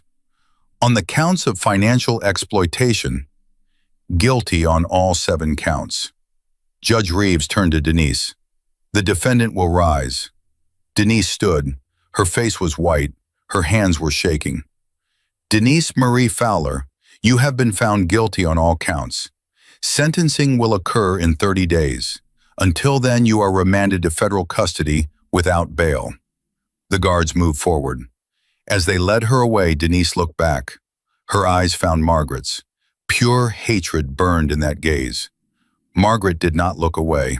She held that stare until Denise disappeared through the side door. Then she collapsed into Sarah's arms. It's over, Sarah whispered. Mom, it's over. No, Margaret pulled back, wiped her eyes. It's not over. This is just the beginning. 30 days later, sentencing. The courtroom was packed again. More media, more families, more Hell's Angels filling the gallery. Judge Reeves read the sentence. Denise Marie Fowler, for the crime of first-degree murder, I sentence you to life in prison without the possibility of parole. Margaret exhaled. For the crimes of second-degree murder, I sentence you to an additional 40 years to be served consecutively. For the crimes of elder abuse and financial exploitation, I sentence you to 15 years to be served consecutively. The judge looked at Denise. In my 30 years on the bench, I have seen many criminals, but I have rarely seen someone as calculated, as cruel, or as utterly without remorse as you. You preyed on the weakest members of our society. You stole their dignity, their savings, and in 3 cases, their lives. Her voice hardened. You will spend the rest of your natural life in prison, and even that seems insufficient for the damage you have caused. She banged the gavel. Court is adjourned. Margaret sat in the silence that followed. Denise was led away. James Winters approached, tears on his face. "Thank you, Mrs. Thompson. Thank you for giving my mother justice." Margaret hugged him. "Dorothy won't be forgotten. I promise you that." Outside the courthouse, cameras flashed.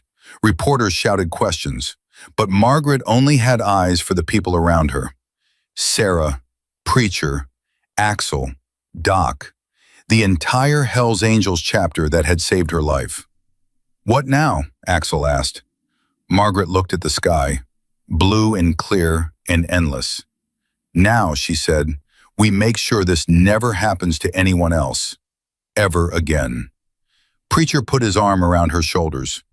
"Whatever you need, Maggie, we're with you, all the way." Margaret smiled. For the first time in 2 years, it reached her eyes. The news spread faster than Margaret could have imagined. 3 days after the sentencing, her phone rang constantly. Interview requests from Good Morning America, CNN, NPR, book publishers wanting her story, advocacy groups begging her to speak at their conferences. Margaret sat in Sarah's living room, staring at the list of messages, overwhelmed. "Mom, you don't have to do any of this." Sarah set a cup of tea beside her. "You've already done more than anyone could expect." "I know I don't have to." Margaret picked up the phone. "But I want to." "Why? You've spent 2 years reliving the worst experience of your life. Don't you want to rest?" Margaret looked at the photograph of Bobby on the mantel. His dress uniform, that serious face. Bobby didn't rest when his country needed him. He served 3 tours in Vietnam because he believed in something bigger than himself. She turned to her daughter. "This is my service, my way of making sure what happened to me doesn't happen to anyone else." Sarah sat down heavily. "I just worry about you." "I know you do, but worrying about me doesn't mean protecting me from my own purpose." The first major interview was with 60 Minutes. They filmed in Sarah's living room, cameras and lights transforming the cozy space into a television studio. The correspondent, a seasoned journalist named Patricia Wells, leaned forward. "Mrs. Thompson, what do you want people to understand about elder abuse?" Margaret took a breath. "That it can happen to anyone. I was a military wife, raised a daughter, managed a household for 51 years. I wasn't weak, I wasn't stupid, but I was vulnerable, grieving, isolated, and that's all a predator needs. Some people might say you should have spoken up sooner. Those people have never been truly afraid." Margaret's voice was steady. "Fear doesn't work the way you think it does. It doesn't make you brave. It makes you small. It makes you believe the lies your abuser tells you, that you deserve it, that no one will believe you, that speaking up will only make things worse." "What changed for you?" "Desperation. I reached a point where silence felt more dangerous than speaking. And I was lucky. I walked into a diner and found people who believed me. Not everyone is that lucky." Patricia nodded. "You've become an advocate for elder abuse victims. What's your message?" Margaret looked directly into the camera. "If you see someone suffering, don't look away. If you suspect abuse, don't assume someone else will handle it. And if you are being abused, please know this. It is not your fault. You are not alone. And there are people who will believe you. You just have to be brave enough to ask for help." The interview aired the following Sunday. 22 million viewers. The response was immediate. Letters poured in by the hundreds, emails by the thousands. Stories of abuse, of survival, of finally finding the courage to speak. One letter made Margaret cry. "Dear Mrs. Thompson, I am 83 years old. My son's wife has been stealing from me for 2 years. I was too ashamed to tell anyone. After watching your interview, I called the police. They arrested her yesterday. You saved my life. Thank you." Margaret showed the letter to Sarah. "This is why I have to keep going. For every person who writes to me, there are thousands who haven't found their voice yet. I need to be loud enough for all of them." 2 months after the trial, Margaret received an unexpected invitation. The Florida state legislature wanted her to testify about a new bill, the Margaret Thompson Elder Protection Act, named after her, designed to strengthen protections for elderly victims of abuse. Margaret stood before the committee, hands trembling slightly, but voice strong. Distinguished members, I spent 97 days in silence because I believed no one would help me. No one would believe me. That silence almost cost me my life. She looked at each legislator in turn. The bill before you would require background checks that actually work, that connect databases across state lines so predators like Denise Fowler cannot simply change their name and move to a new state. It would mandate training for home care agencies to recognize signs of abuse. It would create a hotline for victims to call anonymously, without fear of retaliation. Her voice cracked, but she pushed through. I'm not asking you to pass this bill for me. I'm asking you to pass it for the next Margaret Thompson, the next Dorothy Winters, the next victim who is sitting in their home right now, afraid to speak, convinced no one will help. She took a breath. Prove them wrong. Show them that their government cares, that their community cares, that they matter. The bill passed unanimously. Margaret watched from the gallery as the governor signed it into law. Sarah was beside her, weeping. Preacher stood in the back, Vietnam veteran patches visible on his vest, tears streaming down his weathered face. You did it, Mom. Sarah squeezed her hand. You actually did it. We did it, all of us. The celebration dinner that night was unlike anything Margaret had experienced. Axel had rented out an entire restaurant. Every Hells Angels member who had helped in the case was there. James Winters flew in from Chicago. Detective Reyes came with Agent Morrison. Even the prosecutor, Rachel Chen, stopped by to raise a glass. Preacher stood and clinked his knife against his glass. I want to say something. The room fell silent. 55 years ago, Bobby Thompson pulled me out of a burning helicopter in Vietnam. He didn't think twice, didn't calculate the risk. He just saw someone who needed help and acted. His voice grew thick. Maggie is exactly like him. She didn't have to speak up. She could have stayed silent, but she saw people who needed help, who couldn't help themselves anymore, and she acted. He raised his glass. To Maggie Thompson, the bravest woman I've ever known. To Maggie, the room echoed. Margaret wiped her eyes. I'm not brave. I was terrified every single day. That's what bravery is, Axel grinned, being terrified and doing it anyway. After dinner, Margaret stepped outside for air.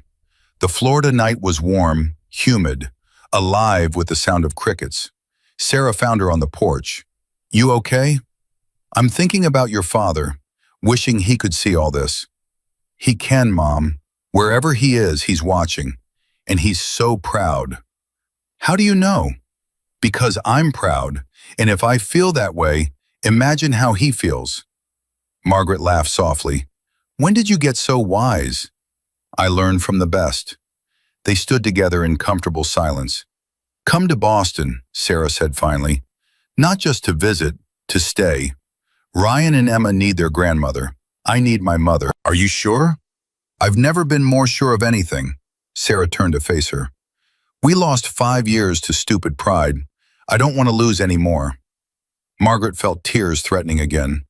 What about the house, Bobby's things? We'll go through them together, keep what matters, let go of what doesn't. Sarah took her mother's hands. Dad's not in that house, Mom. He's here. She touched Margaret's heart. He goes where you go. Margaret pulled her daughter close. Boston it is. The move happened 3 weeks later. The Hells Angels showed up uninvited, a convoy of trucks and motorcycles, loading boxes while Margaret watched in amazement. You didn't have to do this. Yeah, we did. Doc carried a box labeled Bobby's Medals with reverent care. Your family, Maggie.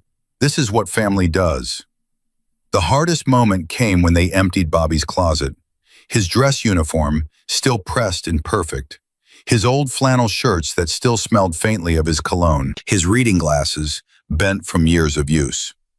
Margaret sat on the bed, holding his favorite shirt to her face, breathing him in one last time. "I miss you," she whispered. "Every single day I miss you." Sarah sat beside her, said nothing, just held her mother while she grieved. Some wounds never fully heal. You just learn to carry them. Boston became home faster than Margaret expected. Ryan and Emma were waiting at the airport when she arrived. Signs in their hands, "Welcome home, Grandma," in bright colored markers. "Grandma!" Ryan threw himself into her arms. "You're really staying?" "I'm really staying." "Forever?" Margaret looked at Sarah, at David, at these grandchildren she had almost lost. "Forever." The room they had prepared for her overlooked the harbor, ships coming and going, the endless rhythm of the sea. On the nightstand sat two photographs, Bobby in his uniform, and a new one printed just that morning. Margaret surrounded by Hell's Angels, all of them grinning like idiots, taken at the restaurant the night of the celebration. Two families, one by blood, one by choice, both equally real. Spring came to Boston slowly. Margaret filled her days with purpose, speaking engagements at senior centers, training sessions for home care agencies, conference calls with legislators in other states who wanted to model bills after the one that bore her name. But it was the small moments that meant the most. Teaching Ryan to play chess the way Bobby had taught Sarah 30 years ago. Helping Emma with her science project, explaining the planets the way Bobby used to explain them during summer camping trips. Sunday dinners with Sarah and David, laughter filling the house, the smell of roast chicken and fresh bread. "Grandma," Emma looked up from her homework one afternoon. "Tell me about Grandpa Bobby again." Margaret smiled. "What do you want to know?" "Everything. How you met, what he was like, all of it." Margaret settled into her chair. Emma climbed onto the couch beside her. "Once upon a time there was a soldier named Bobby Thompson." The story took an hour. Emma listened with wide eyes, asking questions, laughing at the funny parts, growing quiet at the sad ones. When Margaret finished, Emma was silent for a long moment. "He sounds like a hero." He was, in every way that mattered. "You're a hero too, Grandma. Everyone says so." Margaret felt her heart squeeze. "I'm not a hero, sweetheart. I'm just someone who learned to be brave when it counted." "That's what heroes are." Emma hugged her grandmother tightly. "That's exactly what heroes are." On the one-year anniversary of Denise's conviction, the Elder Justice Coalition held a memorial for all victims of elder abuse. 300 people gathered in a park in Clearwater. Families who had lost loved ones, survivors who had found their voices, advocates who refused to give up. Margaret was asked to speak. She stood before the crowd, microphone in hand, and looked out at faces both familiar and strange. "1 year ago, I was a frightened old woman who believed she deserved to be hurt. I believed the lies my abuser told me, that I was worthless, that no one would help, that speaking up would only make things worse." She paused. "I was wrong." Her voice grew stronger. "Speaking up saved my life. It brought justice for Dorothy Winters and Patricia Chen and Harold Martinez. It led to laws that will protect people who haven't even been born yet." She found Preacher in the crowd, Axel, Doc, all of them wearing their Hell's Angels vests with pride. "I asked 7 strangers for help. They said yes. They didn't ask what I could give them in return. They didn't question whether I deserved their help. They just answered." She looked at Sarah, standing with Ryan and Emma near the front. "That's all any of us can do. Answer when someone calls. Show up when someone is hurting. Believe people when they find the courage to speak." She raised her chin. "To everyone listening who is still silent, who is still afraid, I want you to know this. Your voice matters. Your life matters. And when you're ready to speak, there are people who will believe you. People who will fight for you. People who will answer." She took a breath. "All you have to do is ask." The crowd gave her a standing ovation. Margaret stepped away from the microphone, her heart full. James Winters met her at the edge of the stage. "Thank you," he said, "for remembering my mother. I will always remember her, all of them." He pressed something into her hand, a photograph. Dorothy Winters smiling in front of a birthday cake, candles blazing. Her 74th birthday, 2 months before she died. His voice cracked. She was so happy that day. Margaret looked at the photograph, at this woman she had never met but felt she knew. "I'll keep this, to remind me why I do what I do. That's all I ask." That evening, the Hells Angels threw another party, not in a restaurant this time, at the clubhouse compound where it had all started, where Margaret had hidden in a safe room, terrified of a deer on a security camera. Rosa had decorated everything with streamers and balloons. Children ran across the yard. The smell of barbecue filled the air. Preacher found Margaret sitting alone, watching the celebration with quiet contentment. "Hell of a year, huh?" "Hell of a year." He sat beside her. "I've been meaning to tell you something." "What?" "I went to Bobby's grave last week, in Clearwater, put some flowers down, talked to him for a while." Margaret's throat tightened. "What did you say?" "I told him the truth, that I kept my promise, that his wife is safe and strong and making more difference in this world than most people dream of." Preacher's voice grew thick. "And I told him I was sorry for not being there sooner, for letting Denise keep me away. It wasn't your fault." "No, but I still feel it. Probably always will." He looked at her. "That's what happens when you love people, Maggie. You carry them with you. The good and the bad, the pride and the regret. You're a good man, Thomas." "I try to be," he smiled. "Bobby would have liked seeing you like this. Strong, fierce, taking on the whole damn system. He always said I was stronger than I knew." He was right. Ryan came running across the yard. "Grandma, Axel says I can sit on his motorcycle. Can I? Please." Margaret laughed. "Ask your mother." "She already said yes." "Then what are you waiting for?" Ryan whooped and sprinted back toward the bikes. Preacher watched him go. "Good kid. The best." Margaret stood. "I should probably supervise before he convinces Axel to let him drive." "Maggie," Preacher caught her arm. "Thank you." "For what?" "For being brave enough to walk into that diner, for giving me a chance to keep my promise." His eyes were bright with unshed tears. "Bobby saved my life in Vietnam. You saved my soul in that cafe." Margaret hugged him. This gruff old biker who had become like a brother to her. We saved each other. 2 years later, Margaret stood in front of the U.S. Senate. The Margaret Thompson Elder Protection Act had gone federal. 23 states had adopted similar legislation, but there were still gaps, still loopholes, still predators slipping through. Margaret was determined to close them all. "Senators, I am 81 years old. I have been told I am too old, too weak, too confused to make a difference. I have been told to stay quiet, to accept my place, to let others fight my battles." She gripped the podium. "I am here to tell you that age is not a weakness, experience is not a limitation, and the voices of the elderly deserve to be heard in these halls as loudly as any other." Her voice rang through the chamber. "The bill before you will save lives, not dramatically, not heroically, but quietly, through better screening, through connected databases, through training that helps caregivers recognize abuse instead of ignoring it." She looked at each senator in turn. "Vote yes, not for me, for the grandmother in Iowa whose caregiver is stealing from her right now, for the veteran in Texas whose helper is slowly poisoning him, for the widow in Florida who doesn't know she's in danger until it's too late." She took a breath.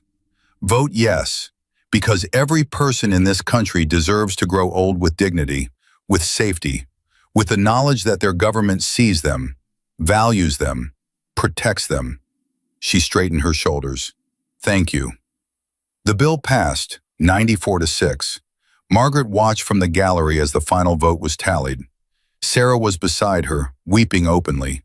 Ryan and Emma watched via video call, cheering so loudly the phone speaker distorted. "You did it, Mom!" Sarah squeezed her hand. "You actually changed the law. We did it, all of us." That night, alone in her Boston bedroom, Margaret sat by the window and looked at the harbor lights. Her phone buzzed. A text from Axel. "Saw the vote. Proud of you, Maggie. Bobby's watching and grinning." She smiled and typed back, "Tell the brothers thank you for everything. Always, family protects family." Family. That word meant something different now than it had 3 years ago. It meant Sarah and David and the grandchildren. It meant Preacher and Axel and Doc and every Hell's Angel who had answered her call. It meant James Winters and the families of victims who had become her extended community. It meant everyone who had believed her when she was afraid to believe herself. Margaret picked up the photograph on her nightstand. Bobby in his uniform. Young, serious, so full of promise. "I did it," she told him. "Everything you believed I could do. Everything you knew I had in me. I found it." Tears slipped down her cheeks. "I wish you were here. I wish you could see what we built. What your sacrifice, your service, your love made possible." She touched his face through the glass. "But I know you're watching. Somehow, somewhere. And I hope you're proud." She set the photograph down gently. Outside, the harbor lights danced on the water. Ships moved slowly toward the horizon. The world turned on, as it always did, carrying the living forward into tomorrow. Margaret had learned something in these 3 years, something no one could have taught her. That courage is not the absence of fear. It is action in spite of fear. That asking for help is not weakness, it is survival. That one voice, even an old voice, even a trembling voice, can change the world. She had walked into a diner terrified and broken. She had walked out surrounded by brothers, by family, by purpose. She had spent 97 days in silence. She would spend the rest of her life making noise. 5 years after that first day in Rosie's roadside cafe, Margaret Thompson sat in her garden. The tomato plants Bobby had started so long ago were thriving. Transplanted to Boston soil, nurtured through harsh winters, they produced fruit every summer without fail. His legacy, her inheritance. Ryan and Emma ran across the yard, chasing the family dog, their laughter echoing off the fence. "Grandma," Ryan shouted, "tell us the story again." Margaret smiled, set down her gardening tools, wiped the soil from her hands. "Come here, sit with me." They settled onto the grass beside her, faces eager, eyes bright. "Once upon a time," Margaret began, "there was a woman who was very scared." "You," Emma said, "you were the scared woman." "Yes, I was. I had been hurt by someone I trusted, and I thought no one would help me." "But they did," Ryan said. "The motorcycle men helped you." "They did. I walked into a diner, and I saw 7 men in leather jackets. They looked scary. They looked dangerous. But I was so desperate that I asked them for help anyway." "And they said yes," Emma whispered. "They said yes." Margaret felt tears threatening, but she smiled through them. "They said, 'You're safe here.' And I was. For the first time in a very long time, I was safe." Ryan leaned against her shoulder. "Were you brave, Grandma?" "I was terrified. But sometimes being brave means being terrified and doing what needs to be done anyway." "That's what you always say." "Because it's true." Margaret pulled them both close. "Remember this, both of you. When you see someone hurting, don't look away. When someone asks for help, answer. And if you're ever scared, if you're ever alone, if you ever need someone to believe in you, speak up. Because there are people in this world who will answer, people who will fight for you, people who will love you." She kissed the tops of their heads. "All you have to do is ask." Sarah watched from the kitchen window, tears streaming down her face, heart overflowing with love. Her mother, her hero, the strongest woman she had ever known. That evening, after the children had gone to bed, Margaret sat alone with Bobby's photograph. The harbor lights sparkled through the window. The house was quiet, peaceful. I had a good life, she told him. Despite everything, because of everything, the pain taught me strength, the fear taught me courage, and losing you taught me that love never really dies. It just changes form. She touched the glass one final time. I'll see you soon, Bobby. Not yet. I still have work to do, but soon enough. And when I do, I'll have stories to tell you. About our daughter who forgave me. About our grandchildren who think I'm a hero. About 7 strangers who became brothers. About a law with my name on it. About all the people we saved together. She smiled. Wait for me. Like you always did. Like you always will. She set the photograph down, stood, walked to the window.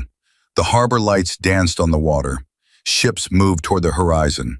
The world turned on, carrying the living forward into tomorrow. Margaret Thompson was 82 years old.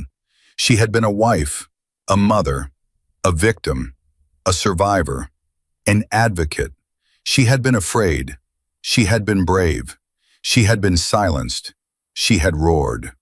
And she had learned the most important lesson of all. It is never too late to find your voice.